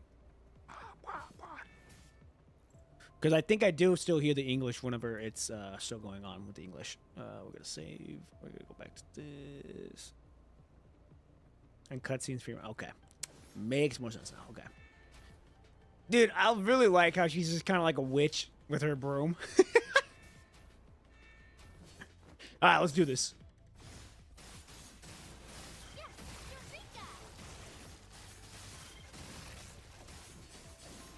Oh. Bop, bop. Tactical circuit activated. Hey.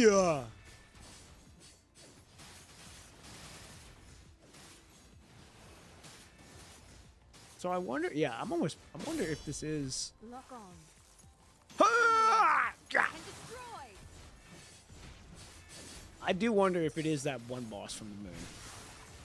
Oh, whoa!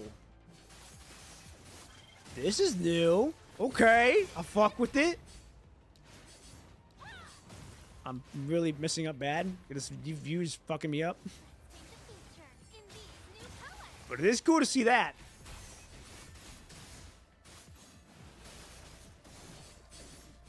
This is really good. I really like. They're really stepping up on this shit.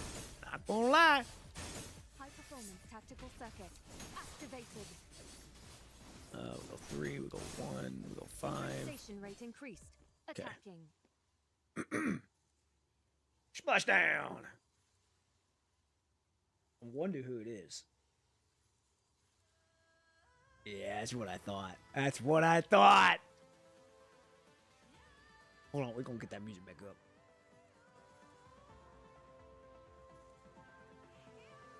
Okay. I gotta listen to this battle game music like this. I don't think it's a... Is this? I don't. It can't be the replica, can it? Lock on. Come on now. Ah! And Oh destroy. wow, that's really loud. Hold on. It's too loud. Too loud. Too loud. Too loud. Turn it down right there. Okay. There we go. There we go. 5. Unexpected Oh! Reanalyze. High performance tactical Come on. circuit. Activated. Gets down. We gotta kill it. Hey! Right here. 4, Synchronization rate 2, increased. 2. Tactical Here. circuit lock on. Ah! Analyze. Yeah! And destroy. Nice. Come on now. Une- Oh! We're good. Oh! 4, 5, 5. Bop, bop, bop, bop. Yeah! Get out of here. Hey! Unexpected Hey! incident occurred. Reanalyzing. Oh, I dodged too quickly. Oops. I dodged it quickly again. Damn it! Unexpected Fuck it, we're gonna have to do occurred. this. High performance tactical circuit. Come on. Activated. There we go. That's what I wanted. 5, Synchronization rate 3, increased. 1. Analyze. Bop. And destroy. Unexpected incident occurred. Come on. Reanalyzing. We'll go. Damn it! Fucking wrong one. 4. 1 here.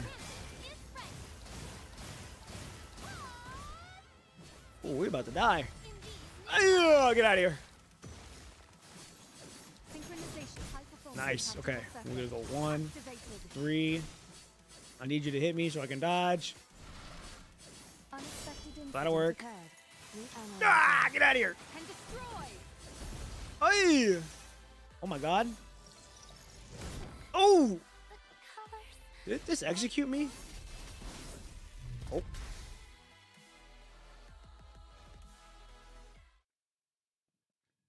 Oh, I need a water of this scene. 15 minutes ago. After trekking through the final indoor corridor, Seeker's group arrives at the colossal circular room.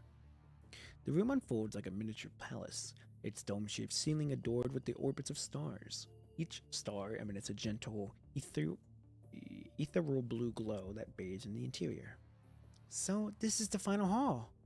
So far, we've uncovered around 83% of the art museum, and the only remaining section is the part that links up to the windmill in the center. And speaking of the test subject at HQ asks us to find, Lena gazes toward the center of the room, where a pessimistic pedestal stands amidst the dimly lit hall. Resting upon the pedestal is a glass cage. Illuminated by the gentle starlight filtering through the dome, a humanoid figure becomes vaguely visible within the confines of the cage, yet the demise of the light so it shrouds in their true features, leaving their exact appearance elusive and enigmatic. Who is this person? Oh, what the fuck? Fine. Huh? What is happening here? The echoes of the past ripple through Lena's mind like icy, stinging needles as if they were attempting to pierce through her skull. Since her arrival in the city, she has intermittently detected particular sounds, yet she has refrained from sharing her unsettling sensations with her squad members. What? Trojan can't be trusted, and Sika, an inexperienced commandant, is still not worthy of any trust. Amongst them all, Isla, the captain of their squad, appears to be the most dependable.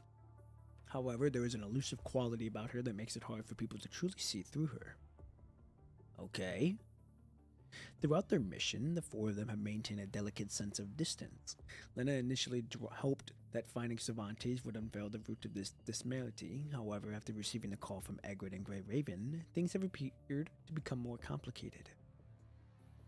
Revenant information regarding Kurino's test subject has always eluded Lena's ears, as it should have. From her perspective, her decision to join Isla's Warbler is also a strategic move orchestrated by Nikolai to impede Kurino's infiltration of the task force. However, as Lena came face to face with the alleged test subject, those illogical considerations gradually gave way to a more instinctive flutter deep within her being. Let's retrieve the intel before those colonel. Oh, wait, yeah. Let's retrieve it before those colonel guys arrive and wait for Papa P's reinforcement in a safer spot. Lena's silent information is conveyed through a nod as she firmly grasps her bow. Retrieving an arrow from her pouch, with care, she expertly aligns it on the dangling bowstring, taking a deliberate step closer to the center.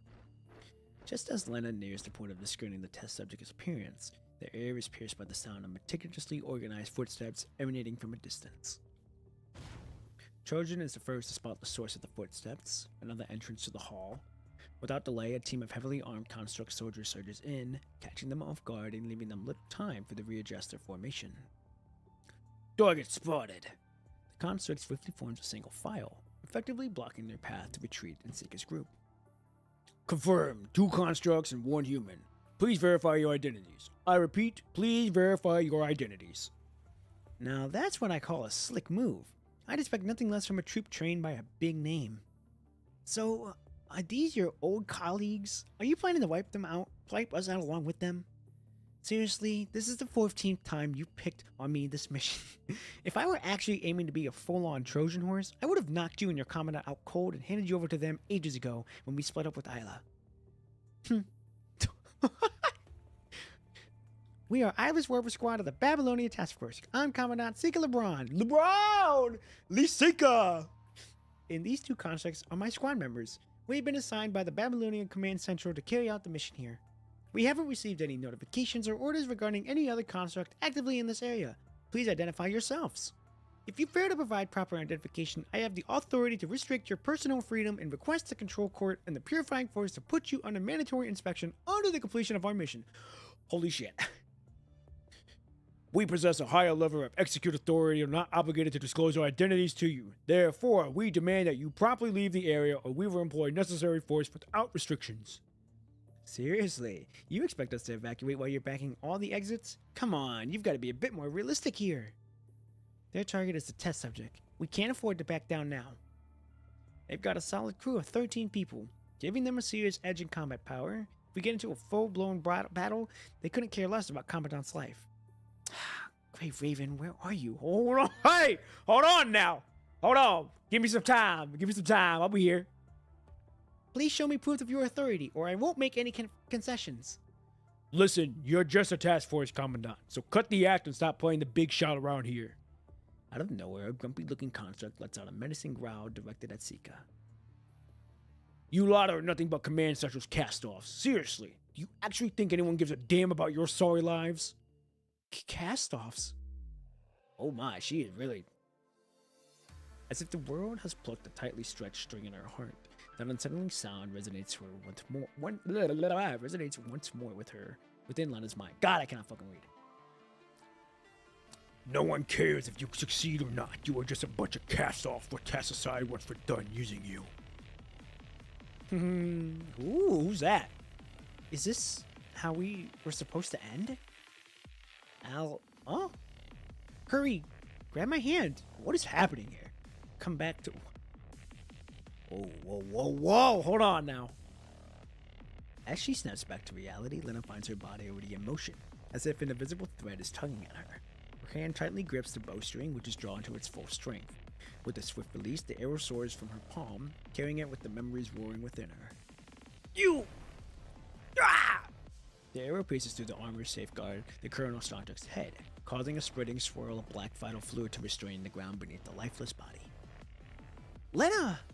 Lena's suddenly action caught everyone present off guard, surpassing all expectations. She lowers her bow in her hand, her eyes widening as if they lost focus. The rapid rise and fall of her chest, accompanied by her agitated breath, betrayed the turbulent state of her mind. Pentacle is down! Pentacle 4 is down! Focus fire on the constructs and empty the magazines! The captain of the construct troop is first to react, seizing the perfect opportunity presented by Lena's action to cease the diplomatic delays for Sika and engage in a full-on gunfire. Woohoo! We get in it now! As the standard pistols unleash the relentless storm of gunfire, Lena is abruptly tackled by an unseen force. A deafening blast reverberates next to her ear, while her face registers a warmth of liquid trickling down her bionic skin. Blood flows down from Sika's forehead as she presses her head against Lena's shoulder, protecting her from harm. Oh, come on! Jojen charges at Colonel Constructs, employing her Tofons to safeguard her chest from onslaught. The iron needle housed in an engine propels at an enemy who has been targeting Lena into the air. Jojen's intention is clear, to divert the attention of the adversaries toward herself. Yeah! Like a tank should be doing! Lena, get out of here. Inform Papa B of the situation here. Bright red blood streams into Sika's eyes, causing stinging pain as she attempts to open them. You're the fastest among us. Children and I will clear a way out for you, so hurry. Sika struggles to open her eyes and attempts to turn back, shooting at the construct, bearing down on Trojan. However, her vision remains mostly blurred by the blood, making it difficult for her to aim accurately. You! Within Lena's mind, the Capone growls louder, resembling her primal roar of a raging beast echoing through her very being. It feels, oh god, I don't know why I made that noise. It feels like a buzzing swarm of bees and it devastated her brain, performing a chaotic waggle dance in her mind. The icy tingling of her nerves and the gradual burning sensation in her body enraged in a destructive collision. Holy shit. She falls into a fractured kaleidoscope entangled memories. Oh god, dude, the voice! And countless layers of overlapping shadows are stripped away. The Ascension Network. That's what I truly want. Commandant. Too bad for you. You gotta bite the dust right here alongside this worthless loser. Lena, leave. What's wrong with? Let us make up for your regret. We will become one. Let us deliver the justice you want. Oh my, what is that? Lena swiftly executes a black foot. Yeah, you get it saucy! Then wraps her arm tightly around Sika's waist, definitely rolling with her across the floor to evade the delusion of bullets raining down upon her. I knew it. I just can't get along with you. With her eyes tightly shut, she utters those words and pulls back the bowstring, holding her breath as she takes a steady aim. Hold on, what are you trying to do? Lena's target is not Colonel Strodrick, but rather the glass cage situated in the heart of the hall. Oh? As a metal arrow shatters the glass, it propels itself onto the dome, obliterating the artificial starlight in its wake. The hall is instantly consumed by an all-encompassing darkness, as if swallowed by the depths of an abyss. Suddenly, a blinding purple light tears through the darkness. Oh. Hold on. Hold on. In the center of the hall, a particularly shaped statue of a knight emerges, excluding an aura of authority. It stands as a divine messenger, seemingly sent by the gods to the mortal world, destined to mete out justice and sanction all evils. The silver-gray armor emanates a mysterious, vibrant purple glow. Swirling in the otherworldly energy, the faint sound of breathing transforms into a hiss, resembling a hoarse whisper of steam passing through the mask. The sealed knight bursts free from its confining cage and proceeds to silently survey everything in its surroundings. Is this the birth of Echo? Oh, this is... The construct seizes the relentless gunfire, having received the prior instruction to minimize harm to the precious subject. However, their sudden halt is solely due to the instruction, but rather a response to the overwhelming aura of oppression emanating from the knight statue. Damn, she aura farming. Wait, hold up. You guys weren't informed about what exactly you're supposed to retrieve here? Oh, she walking down. She walking him down. The eerie silence is shattered by the resounding footsteps of Lena. She walks toward the statue of the knight in an unhurried demeanor and extends her hand to it. What a troublemaker. Trojan springs into action, swiftly responding to the shifting circumstances, while the construct captain remains hesitant, reluctant to take the immediate measure. With her Tofons firmly gripped in hand, she dashes toward the statue, determined to prevent it from establishing a strong connection with Lena. Now, hold on now. I thought you were on our side. As the striking hammer ignites the fuse, the iron needle of the engine shoots forth like a bee sting, but not to avail, it effortlessly caught by the knight with a single hand. Damn, she really out here doing that. Her fucking face! The knight statue forcibly pulls Trojan in front of it, the emanating light from the depths of the faceplant reflecting in her eyes. You. Oh my. It emanates a piercing roar, incomprehensible in nature, akin to a solemn dirge directed for those in the blink of a barrel. A burial. Okay, so is this like the birth of Echo's Knight? Is this where we finally see like the birthplace of that? That's gonna be wild. I would love to continue going on real quick, but I gotta get me a water. I'm thirsty as shit, and my throat is parched. So I'll be back. Oh, that's talking.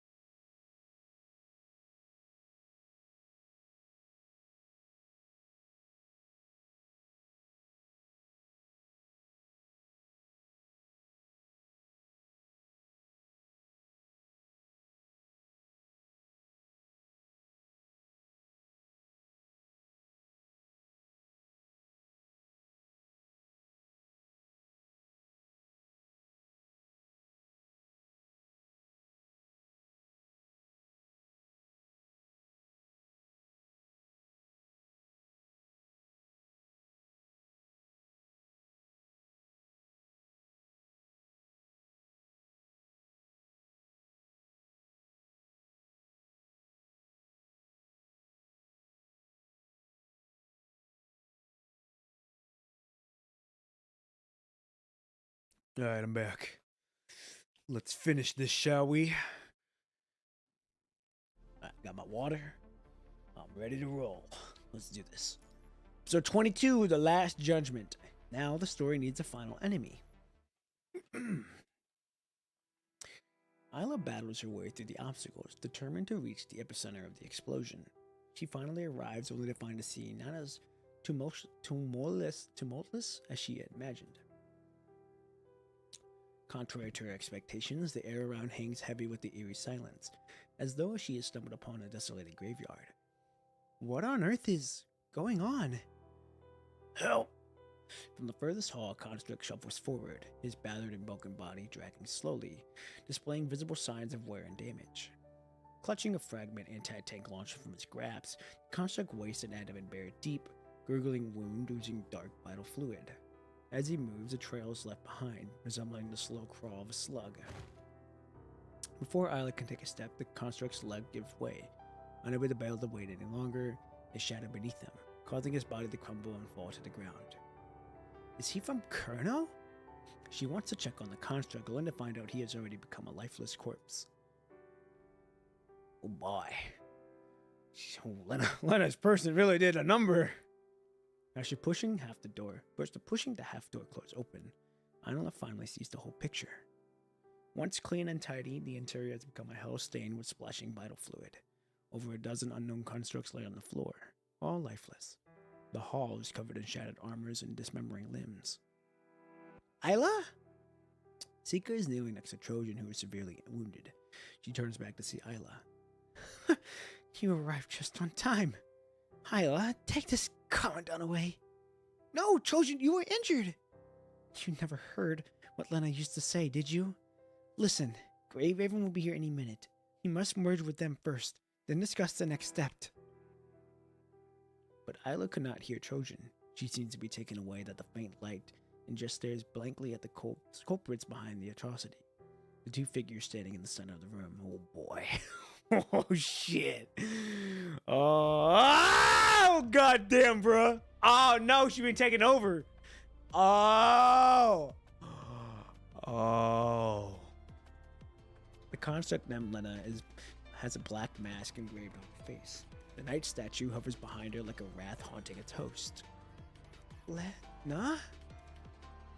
With her face hidden behind the mask, the purple-haired construct slightly lowers her head. The light on the night statues begin to flicker. I see. Babylonia sure came prepared. What are you talking about? The Purifying Force has already set up a blockade on the main roads of the city. If they can't make use of something, they just destroy it, as always. Purifying Force? Completely overwhelmed, Isla is still trying to process the new information. The Kurno construct that were completely wiped out, Trojan's wounds, the night statue that suddenly showed up, and Lena suddenly becoming someone else. She has a vague feeling that there is a vast looming shadow behind this mission that she cannot comprehend. But right now, there's only one thing that she is certain of. The Lena she used to know is turning into a complete stranger. Why did you become like this? Who's that behind you? Is that the test subject? Subject? No. We have our own names. We are dead souls buried in the past. Echoes reforged from lust and sin. Okay, well this is where Echo comes into play then. This is a final warning. The mechanisms around the hall return once again. Robot statues move between Isla and Lena like puppets on strings. In their eyes in the same purple light that glows in the night statues, indicating that they are under its control. Leave us alone, Babylonia. Okay, I see now. The constructs who claim to be Echo turn her back on Isla as she walks toward the deeper section of the art museum. Okay, so Lena is that. Echo is the actual, Night. Interesting. You've got to be joking. The moment Isla tries to follow, the statues begin to attack her together. After Hakamu and Spooner left the halfway, Isla's stamina was already significantly drained during the battle in the Moon Hall. The mechanoids alone are tough to deal with, not to mention that she has already taken care. She must also take care of Trojan and Sika. Echo and the Night Statue have completely disappeared from her vision. Isla gnages her teeth and stands in front of Trojan and Sika, holding her gun lance up. There's no other way. Sika, Trojan, I want you to fall back to a safe place first. I'll try to catch up with Lena. No, Isla, I won't let you do that. Children's injuries are too serious. We must send her back to get treated first. As the Commandant of Iris Warbler, I hereby terminate the mission. You will evacuate the city together with us. Sika's eyes, now red from dry blood, are glowing with an unwavering determination. Her clenched fist and slightly trembling body show that she is trying extremely hard to control herself to not agree with Isla's demand. Perhaps she wants to go after Lena more than Isla does, but she has finally come to the realization that something simply could not be done no matter how much she wants to. As a commandant, when needed, she must set aside impulsive emotions to make the decision that is most rational and beneficial to her squad. She cannot always live in her dream. Before that, she must learn the reality. Watch out! More mechanoids are coming from behind! What are these statues? Some sort of NPCs that automatically spawn? Just how many do we have to fight? More purple-eyed statues swarm the room with the engines. Blocking their way out, Sika tries to hold Trojan up and shoot, but her efforts are futile. Without Trojan as the vanguard, it is increasingly difficult to break through the encirclement. Great! Dear teammates, do you still have any fancy moves up your sleeve? I was going to ask you! Isla knocks 2 statues away with her energy blast, but the gap is soon filled by new statues. The squad cannot move fast enough with an injured member. Guess you'll have to leave me behind. Isla, your weapon has a short distance thruster. As long as you open a breach, you can take Sika with you. No! Commandant said we will bring you back to treat you. Did you not hear that? Didn't you talk about how we should respond to this potential situation in the shuttle? I should have touched wood! But whatever. Our story cannot end this way. Nothing is certain before the ending comes. I may not be able to change it, but I wouldn't be me if I give up fighting. That's right, Isla. Yes, sir, Ski! Yeah, boy, we're here! Like a flash that cuts through the endless darkness, the construct with twin tails dashes across the gloomy hall with her crimson, frosty katana. Her thruster sends a helm of her coat flying, and katana blinks across the statue, slicing her way through the dark blue. Within a few breaths, the once impenetrable encirclement is torn apart, leaving a massive gap. The girl construct leaps forward, makes 2 twirling slashes with her crimson snow-like blade, then holds up over her shoulder and she pulls to stop in front of Sika and the others. She turns her face and flashes a slightly apologetic smile to Isla. Sorry we're late. Lucia! And Poppin' P!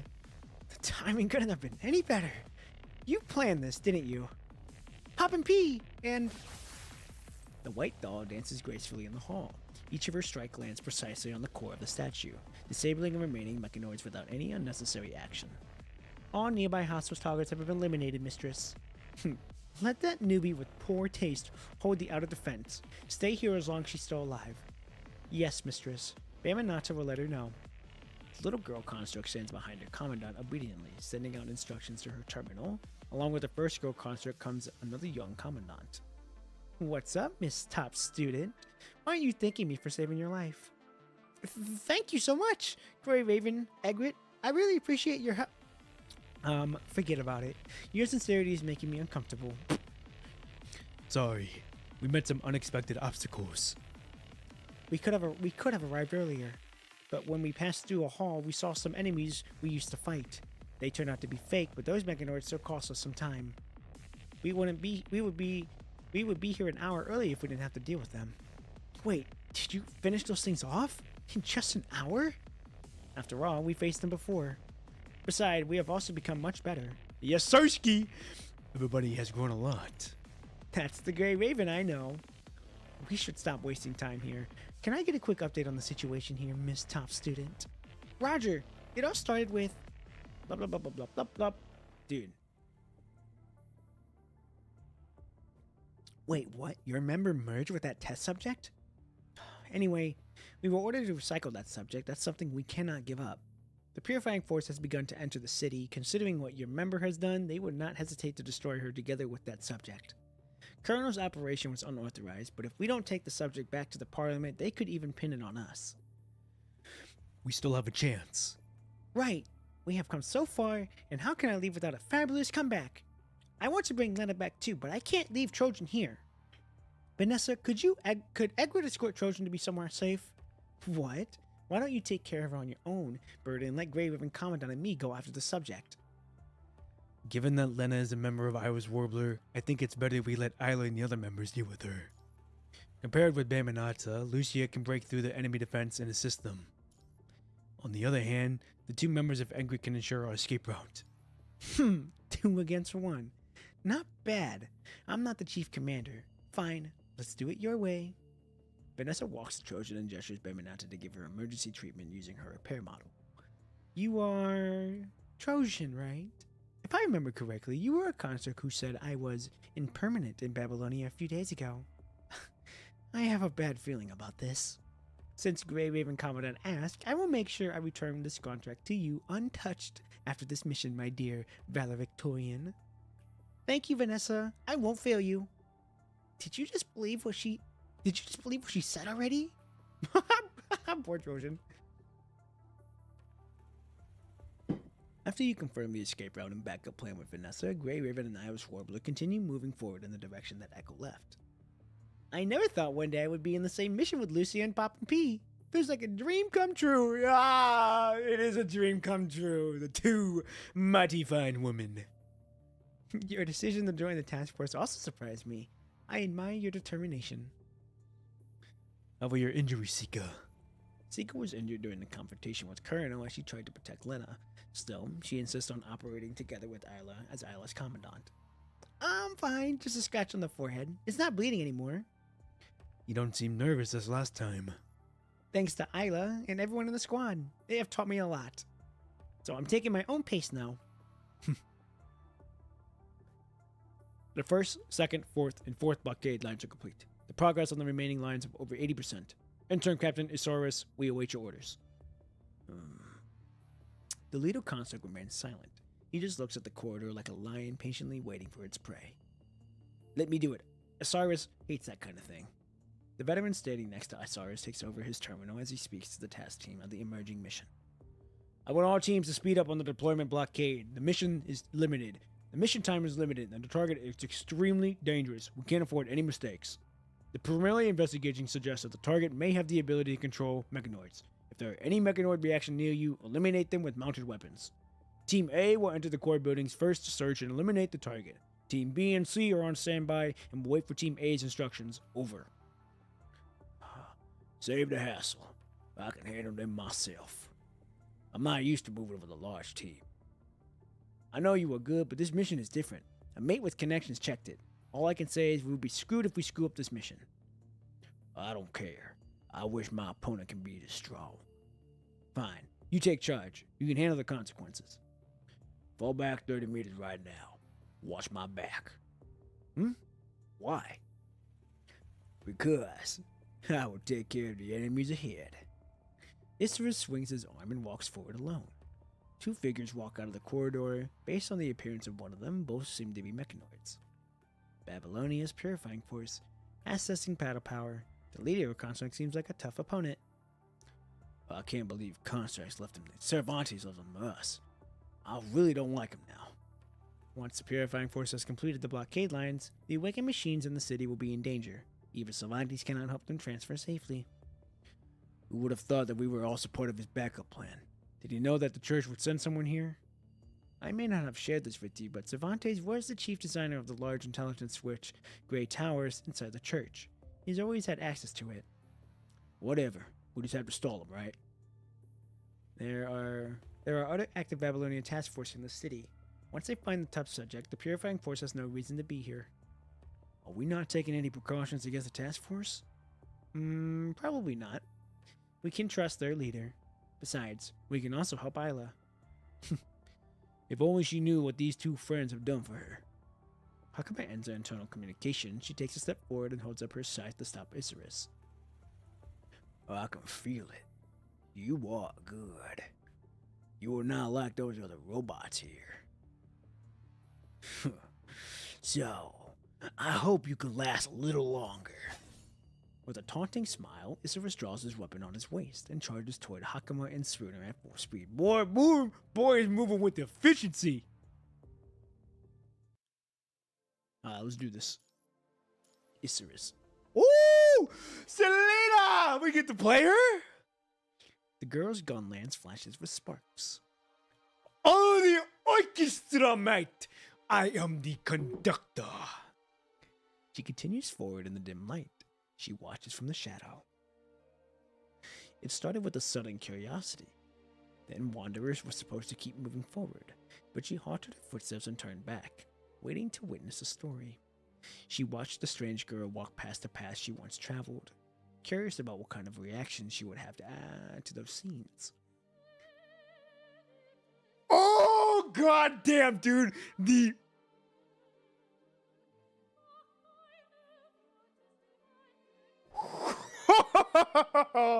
Dude, this music go crazy. The girl just gave her a familiar feeling. She places her hand on her chest. Something is heating up in the place where her heart once was. A shadow that has been lingering in her mind now stands behind her. Soon, the day will have her ending. That's true, and we'll watch her until the end.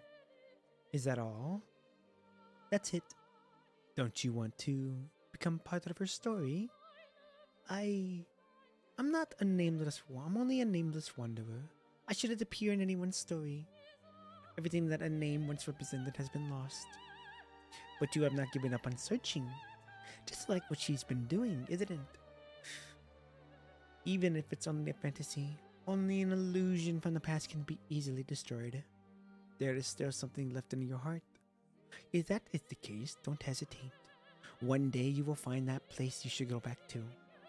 Go. The shadow in her heart. Whoa, dude, this music. To the way you want to go. Do what you want to do.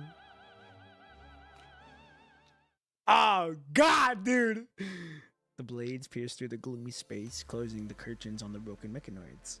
After fighting for what feels like an eternity, Grey Raven and Ambush Warbler have finally broken through their encirclement. Commandant, and I will clear a way for you. Keep going, Isla. Sika seems to have also reached her limit. After the entire day of intense battles, it is also a miracle that she can hang on until now. I'll stay here to help Pop and P. Isla, I can only rely on you in the end. Sika knows that even if she continues forward, she will only become a burden. She forces herself to accept the brutal reality. I'll leave it to you, Isla. More mechanoids catch her from behind, but are stopped by blades and bullets. The race is about to enter the final sprint. With the baton passed now to Isla. Okay! Carrying everyone's trust, Isla breaks through the obstacles and rushes toward the last hall that connects with the windmill tower. Isla, we meet again. Oh god, I need my water.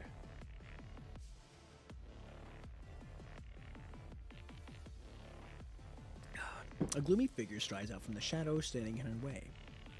He bows to Isla gracefully. Beneath the elegant demeanor is the weight of an entire era's obscurities. About what you mentioned earlier, I think we need to talk. I don't have time for this. Let's talk about it later. No, I won't let you go after her. She has made her choice. Besides, this is what I've always wanted. Choice? What are you talking about? She was your teammate, but you don't understand it at all. You once told me that you would strive on even if you ended up in failure. But how do you feel now? You don't know her, neither can you catch up with her. Are you going to say those petty words in the mission report when you have nothing in the end? Will you still claim this as meaningful, even if you have done nothing? Without your interference, we would have caught up with her long ago. But there is no would have in this world. Losers will forever be losers. Nobody will remember what they could have achieved. Take this as my personal wish. Maybe I've been doing this all just because I don't want my master to end up as a failure. Cervantes raises his head in a self-mocking smile. Allow me to be your enemy in this encore, Isla. This story has come to its final act. Why are you doing this? After hearing those words of yours, I want to see how you will prove them, or face your failure. To this world, we are but dust and screws. It is only a matter of time before we rot in vain. Without victories, our memories are nothing but dirt and shameful fragments. Even dirt can become part of soil and nourish future generations. That itself has meaning. Then stop your pursuit. Leave behind a laughable regret in dirt. Dirt will never turn into nutrition without struggling. I will never give up before trying. I will be there even if I need more time. You are out of time. I can run! Cervantes smiles once again. He looks down and sees her shadow merging with the slow spinning windmill. He has long been aware of his twisted obsession, but he cannot find a better option. Perhaps the machine never had a choice. They are just chosen. After awakening to gain freedom, they all dusted past began to question him, driving him to look for answers. Let me be willful just for once in the end. To play the role that I want to be in the story. Mechanoid statues swarm out from behind him. As the boarder of the museum, he still has a certain level of access that allows him to manipulate them. Then you should also know that nobody can stop the protagonist before the ending, even if I will spend more time here. There is no need. A deep yes sir, dude! A deep roll of thunder suddenly echoes in the hall. With the euphoric melody, a brilliant light finally comes across the stop to penetrating several mechanoid statues, setting ionized dust in the air. That's fucking awesome. Yeah, boy! Oh, she's here! Selena finally makes her appearance! A construct under the cape stands in front of Cervantes. If you call it an encore, the knight should have her assistant. I'll play her partner. What do you think? The audience should just stay quiet and watch. There is no reason for you to be here. Did all the actions need a reason? Yeah! God damn, boy! Just like what you are doing now. It was just a surge of passion driven by the deepest instinct inside of me. There is no need for excuses, no need to take sides or consider the other irrelevant matters. I just simply want to give her a hand. Could it be? She watches that figure from behind. Hearing a somewhat familiar voice, a long-awaited possibility comes to her mind. Now isn't the time for this talk. You still have something to do. I'm saying this to you and myself. Do not lose yourself in the tempest. But there are many things I want to verify, and many things I am yet to know. Go where you should be. I see. But I'll be back for you. That's why you must wait for me. Isla utters her last sentence to bring her back before disappearing into the darkness. Oh yeah, here we go.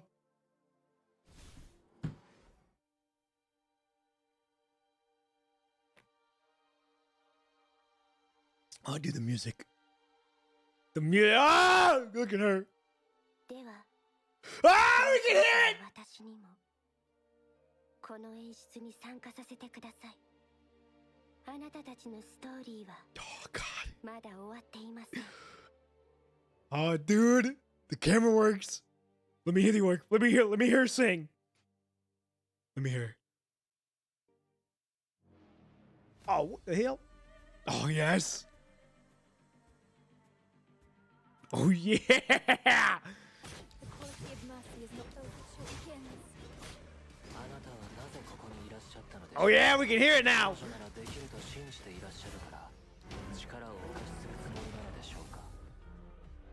Ah.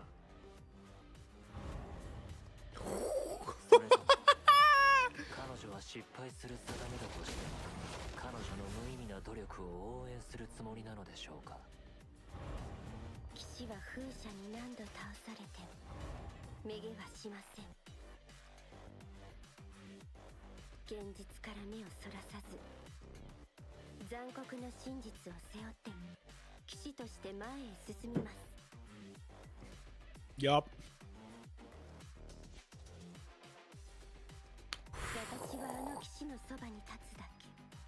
Ah, dude, look at the pose! Time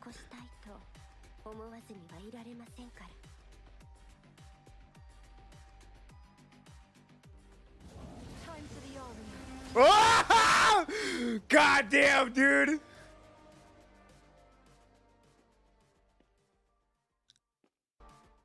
Oh,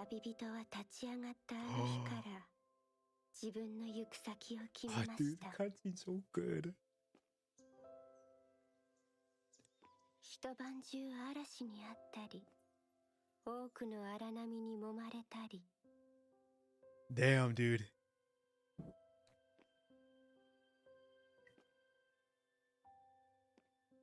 何のために前へ進むのかと迷うこともありました。Mm-hmm. Dude, the fact that they're playing Liv's music too. Ah.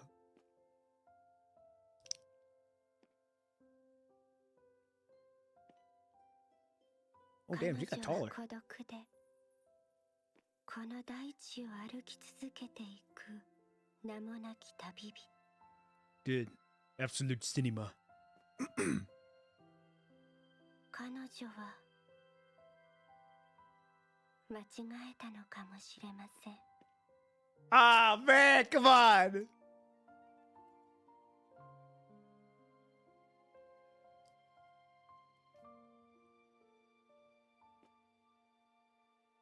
あなたはアイラですか？ Mm. 私の名前を Why she just posing? いえ、この名前の意味を取り戻したら Oh. その時また会いましょう。 Ah, I get why she's doing it though. I get why. I don't blame her. あなたが現れたことで彼女の結末を変えられるとでも？わかりません。たとえ悲劇でも盛大な終幕に値し I ます。 really like the scenes where they're doing the そうですか。 walks. では私も最後まで拝見、いいえ、参加させていただきましょ Why does it sound like Kevin's voice from Honkai Impact 3rd? これでモビメントは終幕を迎えます。あなたの奏でるフィナーレを Dude. 聞かせてください。 Ah, dude, so good. That's so cool. We finally get to see Selena in the actual main story. Absolutely fucking wild, dude. So good. So good. We finally see Selena in the main chapter. They meet, but I think Isla knows that it's her, but she gotta confirm it. Selena knows that that's Isla, but she gotta find herself to be able to do. Ah, dude, so good, so fucking good. All right, we're on the final chapters now. Here we go. Episode 27, Starry Night. Oh, it's not the final chapter. We got one more episode, I think. The platform slowly trembles and rises toward the roof of the giant windmill tower like a forgotten beast that just awakens. As the platform moves up, the night view of the city can be clearly seen through the perfectly transparent cold glass wall. Perhaps it was built to let the tourists enjoy the views of Constellia in the first place. Isla quietly walks to the wall. She stares at this unfamiliar city in an unfamiliar sky. It's about to rain. Illustrated by the lights on the ground, rolling gray clouds are portraying the most magnificent view in the simplest colors. The entire city seems to be on the verge of tears. She has seen this view before. That was when she had not fallen in love with art.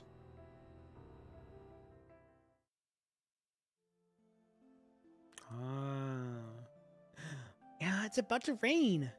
Holding her painting tools, the young Isla gazes blankly at the gloomy sky outside of the education center, totally unaware of a hand gently poking at her puffed cheek. Ah, that's right, Mika. That's right. She was in her affection story, I think. No, she was in her interlude. And what's going on, Isla? You look a little down. Oh, hi, Miss Mika. When will the day be sunny again? Let me check my terminal. According to what the admin console has posted, I'm afraid the simulated rain will last for the entire day. While there is no real water cycle in Babylonia, a weather control system still runs within the artificial dome to simulate various weathers to recreate the environment on Earth. Is that so? I won't be able to finish the sketch today. Is that the homework I gave you earlier? Mika flips through Isla's sketchbook. Her works are outstanding as always. In fact, that they are rather phenomenal for a child. Yeah, we all agreed to paint Eden under clear skies to capture Babylonia under the most beautiful sunlight, but it's been raining for days. There's no way a group of children can come up with such a topic. It was probably Isla's idea, or mostly hers at least. Mika shakes her head and smiles to herself. But didn't I ask you to complete in groups of four? Where are the others? Seeing Isla's hesitation, Mika can't help but begin to frown. Oh, it's not what you think. I wasn't being bullied or anything. It's just that... Isla immediately explains with a smile. She cannot help but gaze at the few children playing with one another, who seem to be her group members.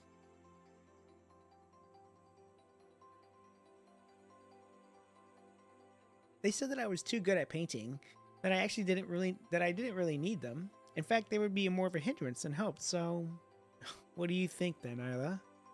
Maybe they were right. Besides, I quite like drawing anyways. Isla is still smiling, but her right hand suggests otherwise as it holds a brush with no paint and scribbles on a sketchbook. How considerate of you. Do you think I will say that? Mika's hand was patting Isla's head, but it suddenly flicks on her forehead, catching her completely off guard. Ow! What? Isla looks at Mika with great confusion, but she quietly sits down next to her. Let me ask you, will you really be happy if you complete this homework all by yourself? Isla hesitates a little, but shakes her head in the end. I just wanted to make everyone happy. If doing this alone can make their life a little easier, But you are stuck now. Isla gazes at the blank paper and falls into silence. Maybe she can come with a decent artwork just from her imagination alone. But decent is not enough. She wants to create the best painting she can do. Besides, she does not feel happy at all. She wants to enjoy painting with her friends together.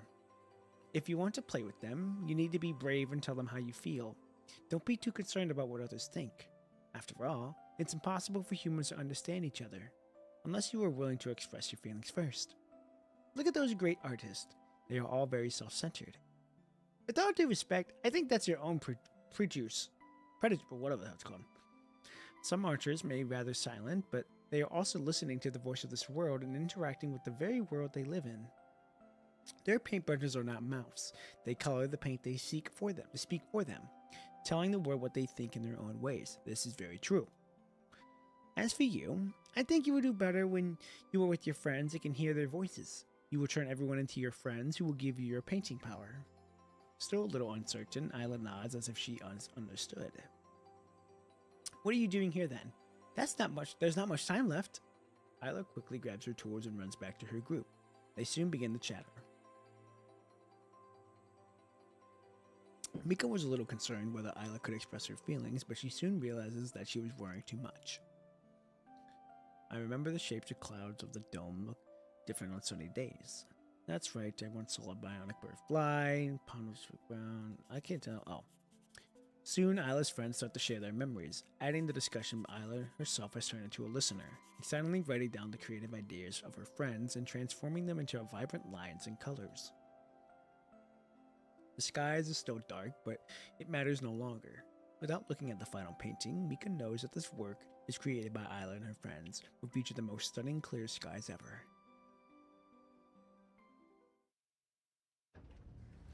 Isla can feel the platform slowing down. She knows it's about to reach the roof, and the person she is looking for is right there. Isla clenches her gun lance as if she is holding a paintbrush. She casts out all the other thoughts away, fully focusing on what she's about to do next. Oh yeah, about time to get our hands dirty. Let's do this. Oh yeah, another cutscene.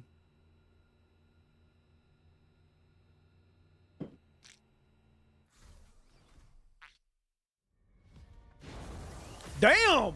Holy shit, that was quick.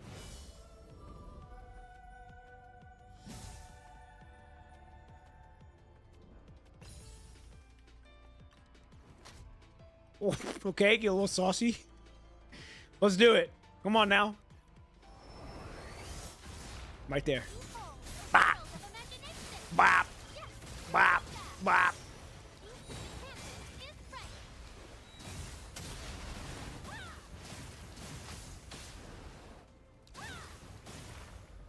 Oh, we got move! Oh shit! I figured she can do that. Hell no! Bop!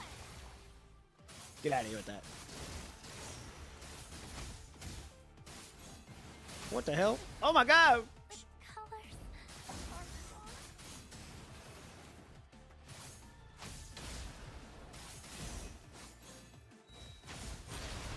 Yeah, hell. Oh, we got fucking.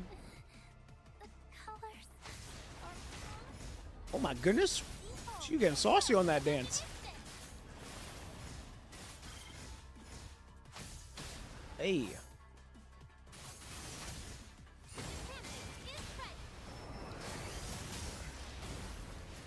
Oh, we can counter those? Okay, good to know.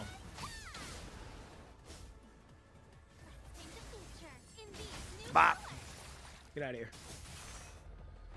Oh, we gotta move. Come on. I don't know how much touch yet, but I know there's a phase. Ow. I know there's gonna be a phase 2. Has to be. Oh, there she is. Oh my goodness. Oh, and we got warped. Oh, move! Oh, son of a bitch, we getting cooked. Ah!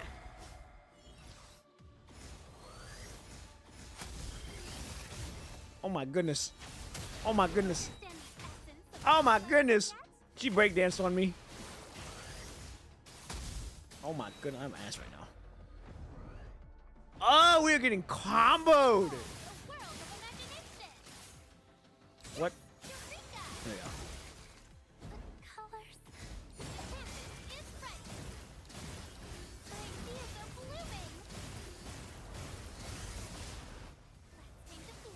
Come on.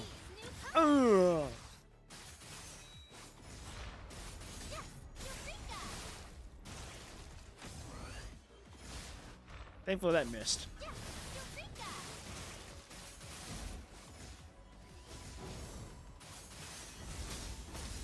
Oh, I forget that we can counter this shit. Get out of here with that counter shit. Oh, we died.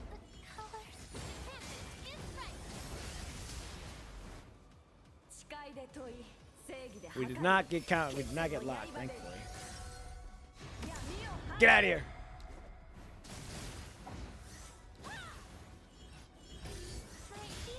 Get out of here.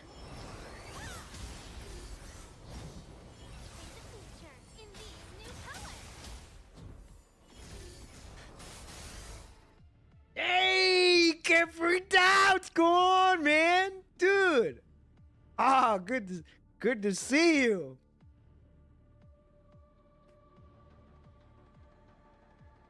Oh, dude, it's been going really well.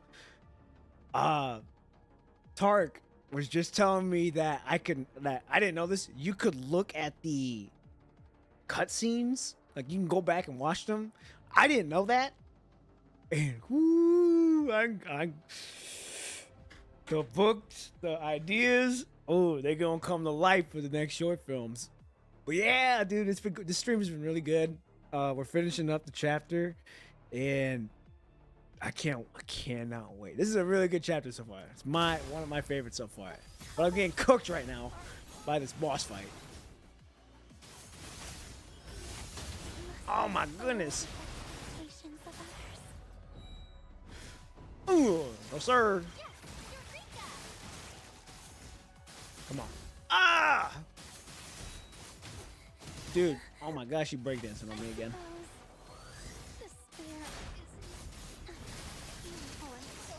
Let's try that again. Bop. Whee! Okay, I think we're on a second phase now. Never mind, no, we're not. Oh yeah, here we go. Why? You don't even have any special function equipped. How can a construct push us to this point?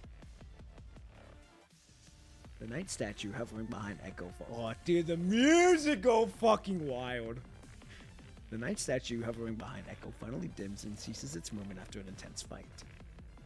The pretentious mask is cut apart by Isla's light blade, revealing the familiar face of Lena that she has always known. Oh my gosh, she got beat. Damn!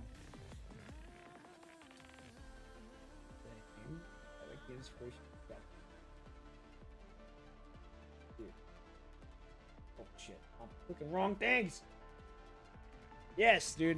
Yes, the inspirations from this chapter go crazy, and I don't know if you know, someone up on the viewer who was just up here a little bit ago said that in the next patch, I gotta find it. The next patch, they're gonna upgrade the game engine to look more cinematic. So it's gonna be damn near looking like fucking Wuhua. And I can't wait for that shit to happen. I can't wait. I can't wait. Oh, dude, God, they're gonna go crazy. We are eating good. We've been eating good for a little bit. We're gonna be eating real good now. I can't wait. I cannot wait. Raindrop drips from her face and washes away the vital fluid on her body. Kaleido's armor is damaged in many places. The gunland's energy has almost drained out. Isla holds onto her weapon, barely supporting herself, so she does not pass out due to mind deviation. Both sides have depleted their strength, but the Night Statue's injuries have a greater impact on Echo, apparently. With no arrows left in her quiver, it only takes one final blow from Isla to make her completely incapacitated. Looks like I have won. You promised. Now come back with me, Lena. What promise are you talking about? Didn't you promise our commandant, Sika? You said you were going to watch her grow into a decent commandant as her teammate. If you made a promise, you keep it. I really hate those who selfishly break their promises. Ain't that the truth? We am not your comrade or friend. We are only strangers who know each other for days. What's the point of bringing me back? Do you really think Iris Robert would continue to exist after what happened? You, Sika, Trojan, and me, we are nothing but a tool used by those big wigs to achieve their filthy purposes. Use us when we can be of use, discard us when we are useless, destroy us if we ever get in their way. That's what we all are about as a task force. You can't change anything, not now and not in the future. Echo covers her forehead with her hand. The connection to the Night Statue's prolonged battles seemed to have put her mind into an extremely chaotic state. I didn't come here to find a purpose. All I want is to bring back a member of Alice Warbler. Whether there is a purpose or not, I don't care. I just want to do it, so I won't have to whinge about it on why I didn't take action when everything is over. So I won't forget nothing and holding on to something. I should again. Mind you, I am very egocentric after all. Our lives are full of regrets.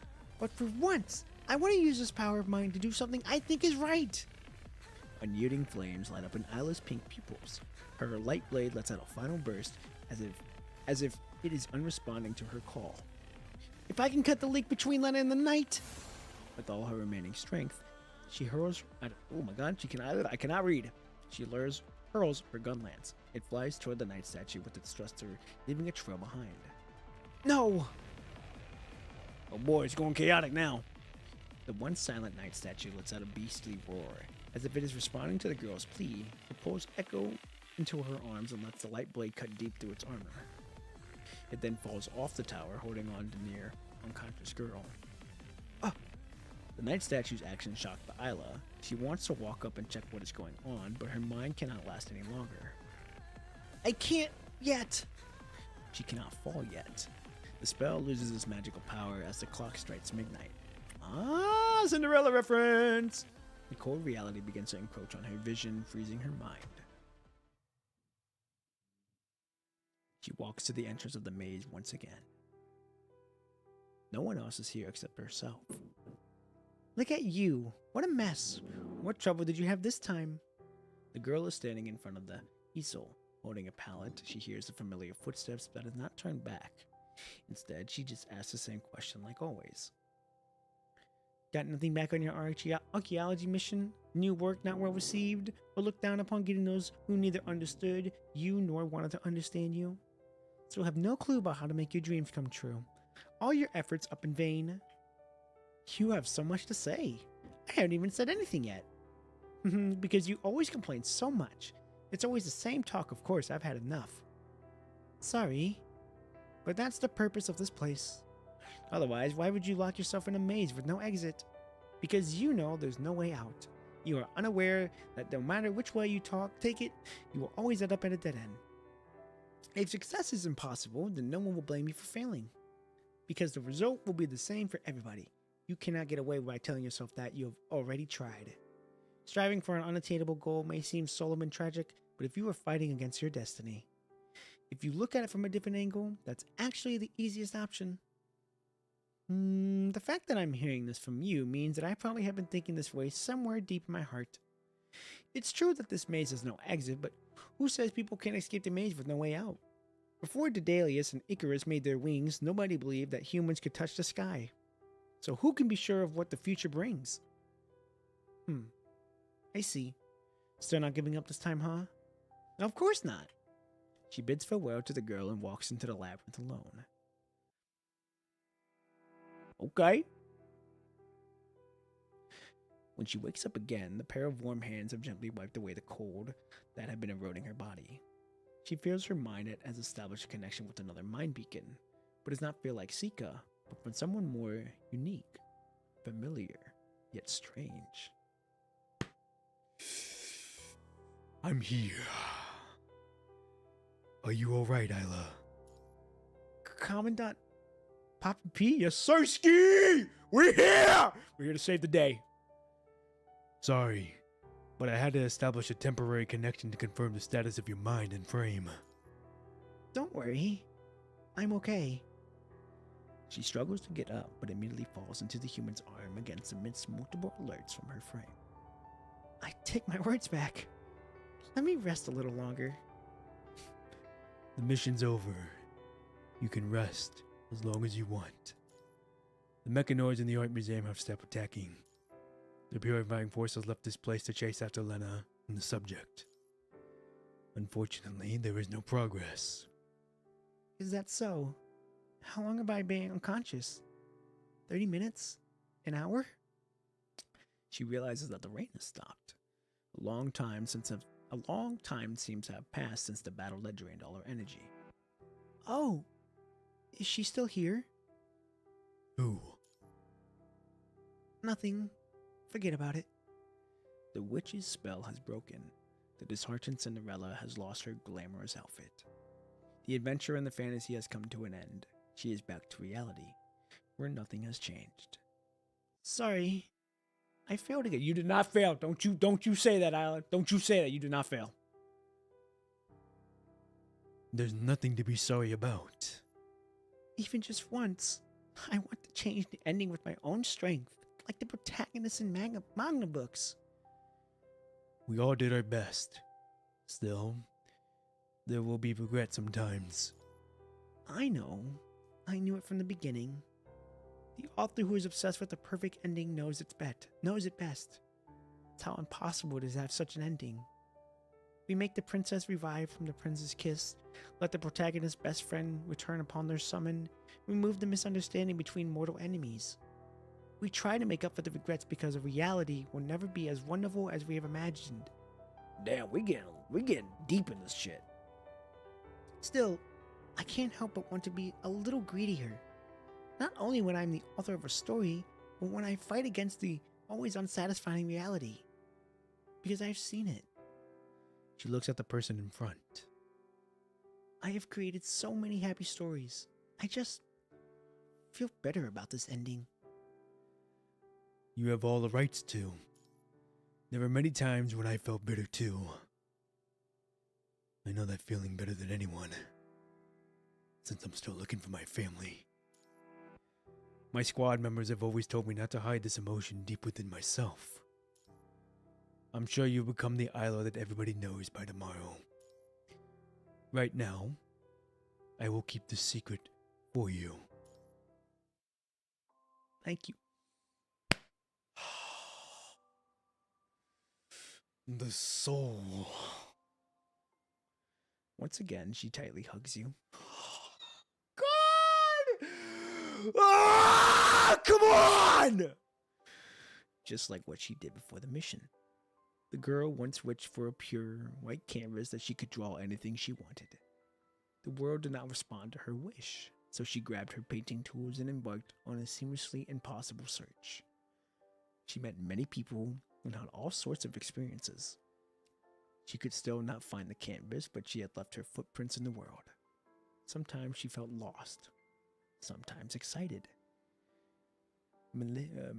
Maliciously struck her, as well as joy. This journey will go on forever. When she finally realized it and was about to take the next step, invertedly she cast a glance to her back. Dude, Oh! God damn! Oh, the music, bro! The music taking us. Let the music speak! She once thought the deep, dark sky would never carry any vibrant color, but a rainbow appears miraculously on top of it, as if it's trying to put a full stop to this imperfect story, as if hinting to her that the next chapter is about to begin. Yet, her mind is completely blank. She gazes at the rainbow under the starry night, letting the rainbow fill up her eyes. She just stands there, silently blending into the canvas. She walks in beauty, like the night, of cloudless climes or chimes and starry skies, and all that's best of dark and bright. Meet her in the aspect and in her eyes, thus mellowed to that tender light, which heaven to gaudy denies. Dude. Dude, we for sure are ascending with this one, bro. The story. Oh, dude, the story, bro. The writing, you can't make this up. Holding the unconscious girl in her arms, the knight is hiding in the shadow of the alley. Cold rain drips down its broken body. The weak glow under its mask looks like it can die off any minute, until someone quietly shows up in front of it. We meet again, Miss Puppet. You don't look very well. Do you need a hand to help you win the real freedom and master this sinister and twisted hope that it gives you?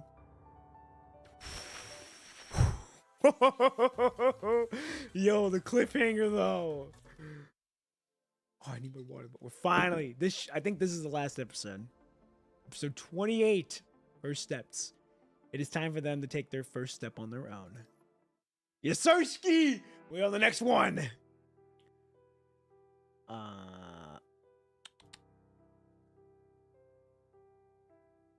Oh, it's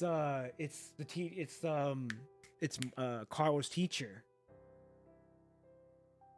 Okay. To Michelle Verswiley, my friend and foe for a lifetime. I have already left this world when you received this letter. Based on my understanding of you, you will probably rip apart this envelope and toss it into the bin, that is, if you still have the strength to do so. I still wrote these words, but not for recollection. At our age, being right or wrong doesn't matter anymore. Neither does the success, or we choose different path, and I believe we both gain more than what our friendship could possibly bring us. You often compare me to Cardoso, and yourself to Don Quixote. You are the knight charging toward his dream, while I am just a stubborn old man. I knew you were right because I never had any sublime, yet impractical ideas like you did. I only want to protect the world government. Not all artists can be as strong and resilient as you. Not everybody can go against the storm alone. But perhaps everything and everyone is hoping that you can succeed. Only those who are sensitive to this world can become an artist. We all know too well that this world is never as simply as our painting, but we lack the power to change it. That is why, when there is finally a night to challenge the giants, all the poets in the world have written an epic for him deep in their hearts. Even the knight himself knows that he will fail eventually, because Don Quixote is also lost to reality in the end. You never compared yourself to Hercules, who performed 12 labors, to David, who defeated Goliath, or to Sarah or Siegfried. Instead, you saw yourself as a lunatic, skinny old man, in battered armor with a weary workhorse, traveling to the world only to return home. You saw your ending before setting off, but still decided to give up everything you could to possibly have to chase the drifting illusion. I could not understand you until a young knight stood in front of me. He seized that palace I spent so much time running in a way I could never have imagined. When I furiously questioned his intentions, he gave me a more absurd answer. In his eyes was the same light that I saw in yours. I tried to impersonate the white of the white moon, only to lose to a novice. That is why I asked him to bring this letter to you. In the end, allow me to imagine the moment when you finally step out of your time, for I need to give an ending to my poem. The knight failed to complete his grand quest. He was devastated by remorse. There was no glory to be found. But until his undying breath, he would never admit that he was Alonso Quijano. Don Quixote Le Damanchi, he will forever be. Your Colossal. Yeah, I know, dude. Insane slip. I fucked up really bad on that.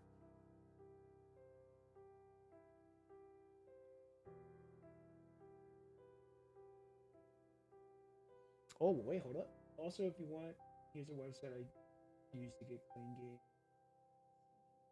game. Ooh, okay, yeah. You don't mind. Yeah, insane slip on my fault. That's my, yeah. Woo. What are you looking at, Cervantes? The first ray of sunshine has lit up the sky.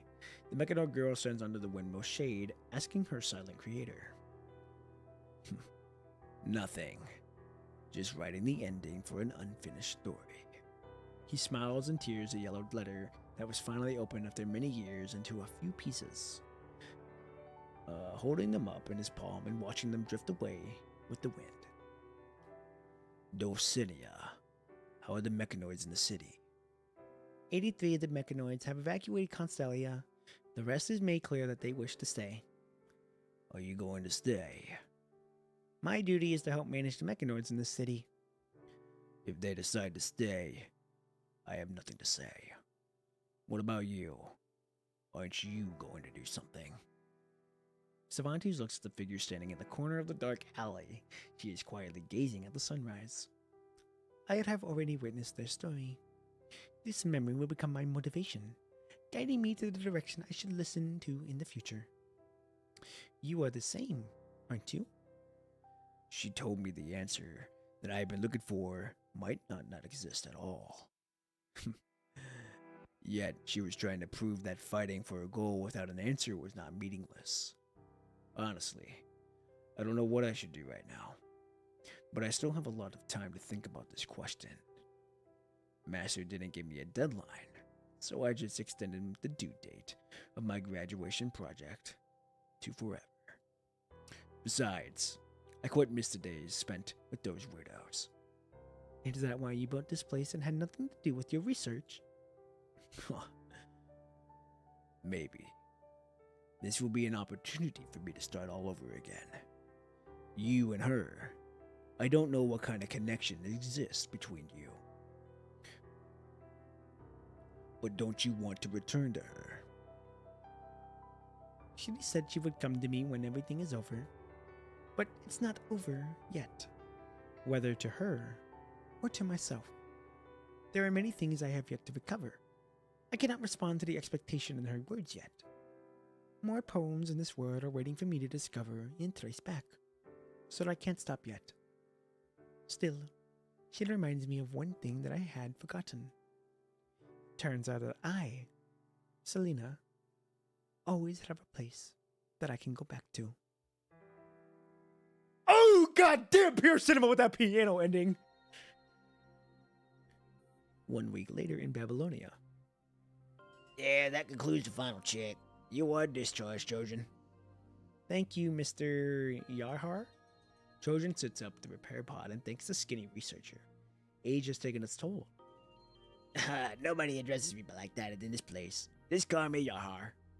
Director Visuelos left us the spare parts for your frame. I just followed her instructions to replace the damaged ones. As for the mine, the problem was there long ago. Sorry, I can't help about that. That's okay. I'm almost getting used to it. Why is Visuelos not here? She's on to something else. A mine beacon related project, if I recall correctly. Hello, is Trojan here? Someone knocks on the door, but before Yahar can confirm their identity, the safety lock was automatically opened. Oh, what a rare visitor.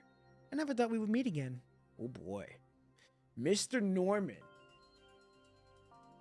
Oh. Ah. You haven't changed a little bit since after so many years, Trojan. I may look the same, but inside I'm all worn out. Well, I never thought that an arrogant little brat would turn into such a carefree playboy one day. Come on now, give me some credit. I think I'm doing pretty well now. Do you two know each other? I had been working in Norman Mining Corp as their security captain until the end of the post-pandemic age. Back then, Mr. Norman was still a little rugrat who couldn't even wipe his own nose. His favorite activity was to bully his 1-year-old little sister. Hey, there's no need for oversharing. Oh, hi. Researcher Yarhar. It's been so long. How have you been after coming back from the lunar base? Pretending to be friendly, Norman grabs Yarhar's shoulder and pulls him aside. Trojan and I would like to talk. You know, we don't want to get to see each other very often. Of course, I get it. Allow me to excuse myself. Yarhar quickly flees the lab, leaving Norman and Trojan alone. I'll cut to the chase. You were the one who got me in here's the name of the protective surveillance. It's us, to be more precise. We are in the same boat. Of course, we need a good place to talk. In the end, neither Colonel or the Parliament had got the subject. Did your efforts just become wasted? No. In a way, this is actually the best ending. Collins and I have different views. To me, a trump card should never be played too early. One must hold on to it until the last moment. Her escape also gives us a chance to seize the trump card ourselves. Are you going to capture that subject yourself? What do you think? Norman's playful smile disappears. His sharp gaze feels like it can see through Trojan's heart. You have already helped us once. Collins said that you picked a great timing. You mean the mail sent to General Wells? Oh. I just set a timer. I've got to live up to my name, Trojan. But if I pick your side, I won't be able to go back to Iris Warbler. We have been through a lot together and formed a great friendship. Are you really attached to that squad now? You'll have to pay me more. You will get to know what you want to know, as long as you can deliver the results we need. The message came from Collins. I can never trust that carrot and stick trick like he does. I also want twice the salary, paid annual leaves, weekly afternoon tea, and 2 days off in every 7 days. Do you really matter that much? Do they really matter that much to you? If I'm to join the villains, I need to find some material comfort to compensate for the emotional damage. I said in the beginning, I may look the same, but inside I'm all worn out since long ago. Wow. Absolute insanity. Alright, there goes the final mission report. After confirming the electric document that has been uploaded to the Command Center's cloud server, Sika closes the screen on her terminal. Thanks, Sika. I should be the one thanking you. You still have a lot to do in WGAA, yet you are helping me out here. I'm the captain after all. It's part of my job. But from today, the squad will be... Judging by the outcome alone, Iris Warbler's first mission was quite a success. They completed the investigation of Constellia and recovered the city, which would have a tremendous positive impact on mankind's project to rebuild the ground surface. But on the other hand, Lena has gone missing, and Trojan was also transferred away for the sake of protective surveillance. Thanks to this mission, several hidden concurrents have been lurking for years covered in Constellia when various forces within Babylonia had conflicting opinions. Iris Warbler naturally became the focus amidst the controversies. In the end, Iris Warbler was suspended indefinitely to avoid greater unrest. The squad itself was not decommissioned thanks to Alan's efforts, but the name will not be listed in any surface missions, at least for a long time to come. It's no different from being disbanded. Isla, do you think I will always jinx my squad? Sika bitterly smiles and mocks herself. She is probably the most disappointed person here after hearing the news. Don't worry about it. I'm always pretty lucky. You won't jinx me that easily. Besides, even if we can't move as a squad, there are so many things we can do. You've been busy with Constellia lately. Is WGAA going to take over the redesigning and reconstruction of the city? I mean, I promised him. He left us to Constellia to see if we could recreate something that could surpass Michael's work. Of course, I'm up to the challenge. Oh, yeah. Hey! Dude, the artwork changed. Ooh, looks very clean. The Mechanoid stopped Isla before he left. Can you do me a favor before Babylonia officially takes over? Are you really going to give Constellia to us? Not just to you, but also the Mechanoids who chose to stay. I want WGAA to ensure their safety. Hakama and Spooner have already have the same wish as well. Of course! It doesn't matter whether they're Mechanoids or humans. As long as they have a passion for art, they will all be our friends. Alan and I will take care of them until the end. This city is far from complete. Too bad it would never be finished in the way that Master envisioned. The Golden Age has already passed. The future of Constellia is still unknown. I am quite curious about what Constellia will become under WGAA, after all. It is his legacy. Not only WGAA, but didn't you also leave a legacy in the city? What do you mean? I don't know what you rated the art museum you built, but I think it's an excellent piece of work. You put your thinking, confusion, and questions all in the museums. Each visitor may engage in different conversations with you. Therefore, it is part of Constellia that belongs to you. I'm sure Michael would love to see that happen. Is that so? Alright. I will consider this a continuation of the incomplete challenge. I have given my answer, and I'd like to see your response to the topic of Constellia. I won't know until it's actually completed. We may face the same challenge that haunt Michael. Maybe we will never get what we want. Still, we will move on to the next generation no matter what. I can't guarantee that Constellia will live up to all the expectations placed on it, but there's one thing I know for certain. When humans and Mechanoids finally get to witness the city upon its completion, they will be able to witness what the new age is like. Cervantes didn't tell me anything about Lena in the end. Can you believe it? He said he was in no position to reveal her information. He said he was a villain after all. Now that Iris Ward was suspended, it could be very difficult to find her just by ourselves. But I won't give up, not only on Lena, but also Trojan. And your friend too. We didn't get to make her stay, but it's always the next time. It was her decision to leave. I guess she had her reasons. But it doesn't mean that I will give up looking for her. She must also want me to see what she had witnessed, I believe. I agree. That's why she decided to show up in front of us. We both need to work hard. No, Isla. Oh yeah! Hey! Come on! She smiles and reaches out her hand. Isla gives her a high five. All right then. We also need to do what I also need to do what I need to do. Goodbye, Iris Warbler Commandant. The construct and her commandant part ways. The brief time they spent together feels like a dream.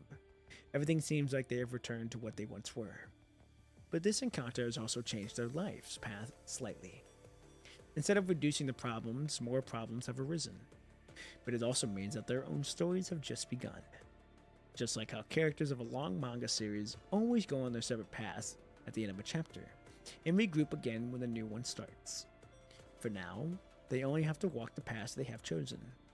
One day, everyone will return to this place, and they will become better versions of themselves. Oh man, the gift that keeps on giving. We still got more. It seems to be a bad move so far, Alan. You wanted to make Iris Warbler the key to the surface reconstruction project, but you underestimate the potential resistance. All this alliance was formed to contain our great and common enemy. Once the enemy starts to show signs of decline, the alliance can no longer be trusted. The post-New War world is probably the largest cake that humans can slice up since the World War 200 years ago. Those who have remained silent during the war will also begin to take action. Given the context, the power of WGAA is far from enough. We have to take the stage, even if it's just to make the tiniest changes. Iris Warbler was destined to fail. Even if the squad was not disbanded, it is unlikely that it will perform as you expected in the future. You are right, General Wells. Iris Warbler is too early for humans now. The Parliament can only offer limited support. The entire reconstruction project will be nothing more than a large-scale zero-sum game.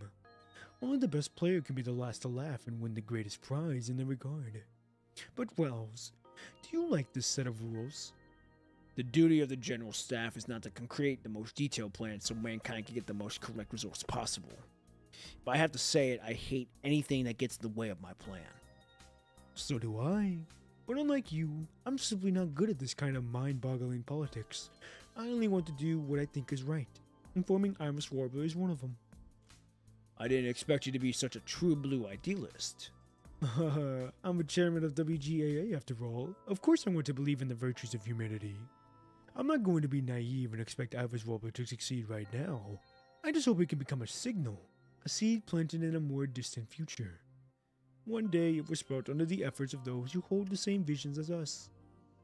That's a naive thought. But I look forward to the day when it comes true. Yes, Sirski. The young commandant, who had been waiting outside for quite some time, couldn't help but make a comment after hearing Alan's words. Sorry, I should have knocked first. I'm here to hand over my upcoming missions with General Wells. Please come in, Grey Raven Commandant. Should I excuse myself then? No. The upcoming work is somewhat, and somehow, related to WGAA. You can stay. Greetings. I'd like to submit this report first.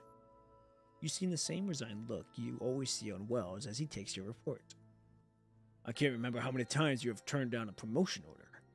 The merits you have accumulated are more than enough to get you a senior position in the HQ. None of that would be possible without the members of Grey Raven. Yes, sir! I swear, dude! Without them, we would not be here.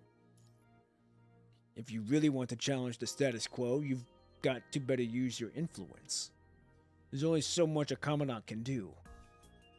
I don't mind the promotional work, but I still prefer to be a commandant. Some things can only be seen clearly in this position. No wonder you have caught Isla's attention.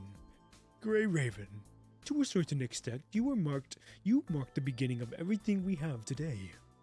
I look forward to what you are up to next, Grey Raven Commandant. The winter is not over yet. Neither is the war. Before reaching the future we desire, someone needs to build a bridge first. This is Grey Raven's responsibility, as well as where I started from. Oh! Cutscene!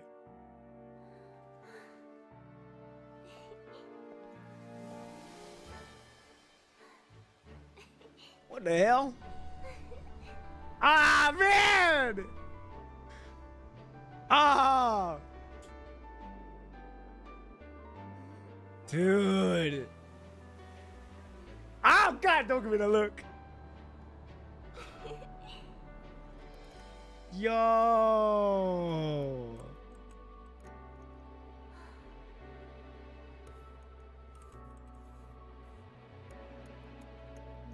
I did the tongue sticking out.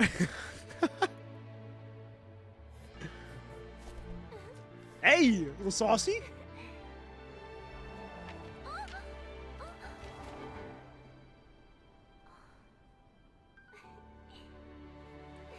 Ah, come on, man.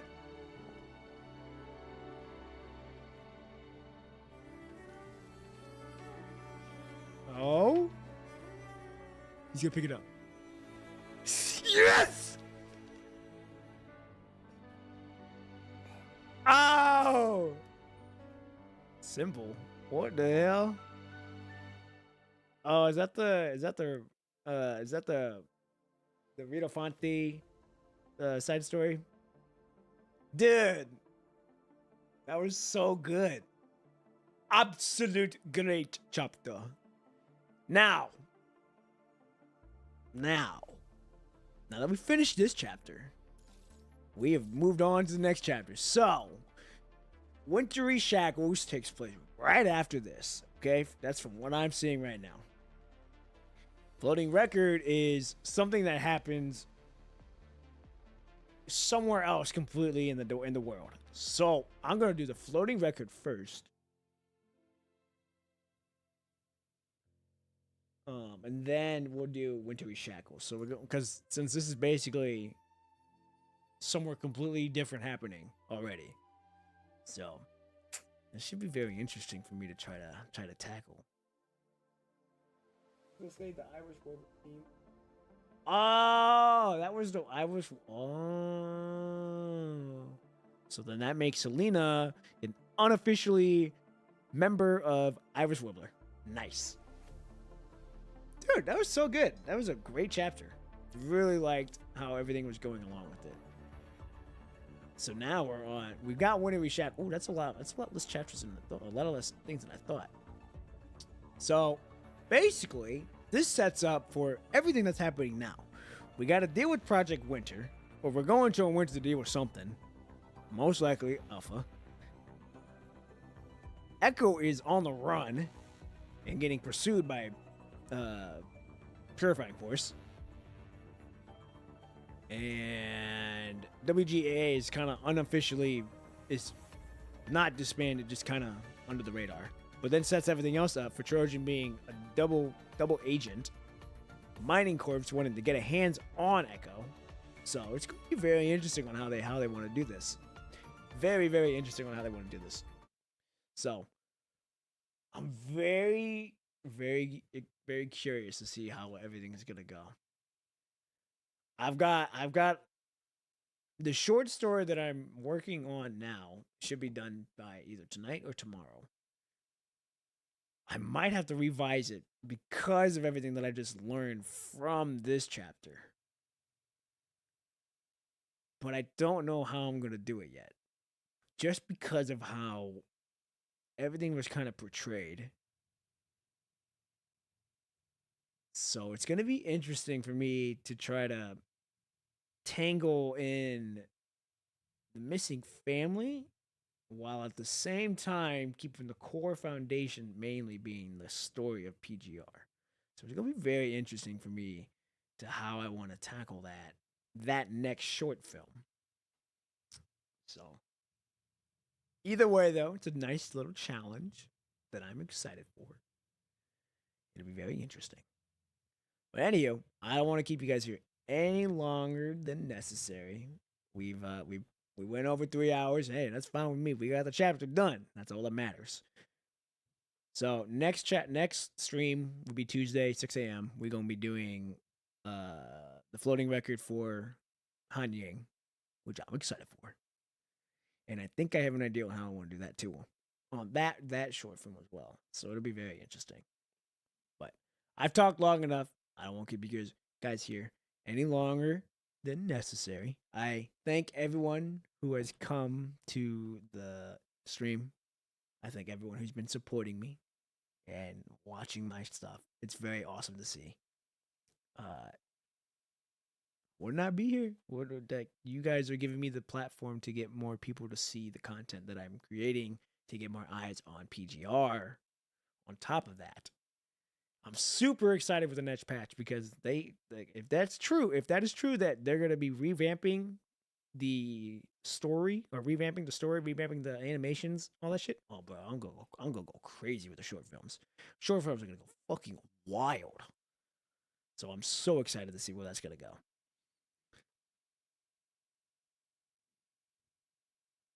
Oh yeah, 100%. Like I agree. There's other things happening besides the virus taking place. Like we don't even know what happened to the twins. We don't even know what the hell is going on with Von Gut or Vonnegut. I think it's either Vonnegut or Von Gut. I don't know how you pronounce it. I'll have to look it up. I don't even know what's going on with them yet. Luna hasn't even made her appearance yet. All we know is that she fell from the moon. Alpha was chasing her. Who else are we missing? Arctic Route Union's kind of been out of the blue since the beginning of this game. So we don't really know what's going on there. Oh no, I'll take that back. They were at the they were at a cross. No, they weren't at a cross. Were they at a cross? Yeah, they were at a crossroads run scene. So they were there, but we just don't know what really was happening with them.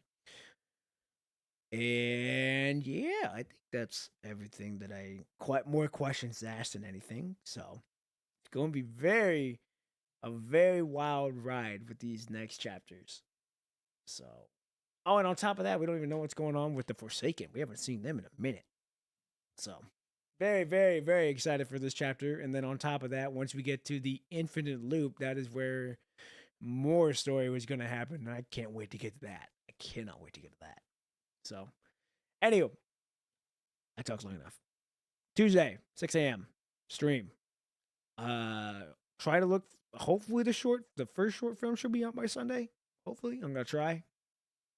And then all that is what I needed to send. So, I hope you, ladies and gentlemen, have a good night, have a good day, have a good. I already said evening. Either way, wherever you guys are at in this world, you guys be safe, and I will see you guys Tuesday morning, 6 a.m. All right, you guys take care. I'll see you, Dot. Have a good day.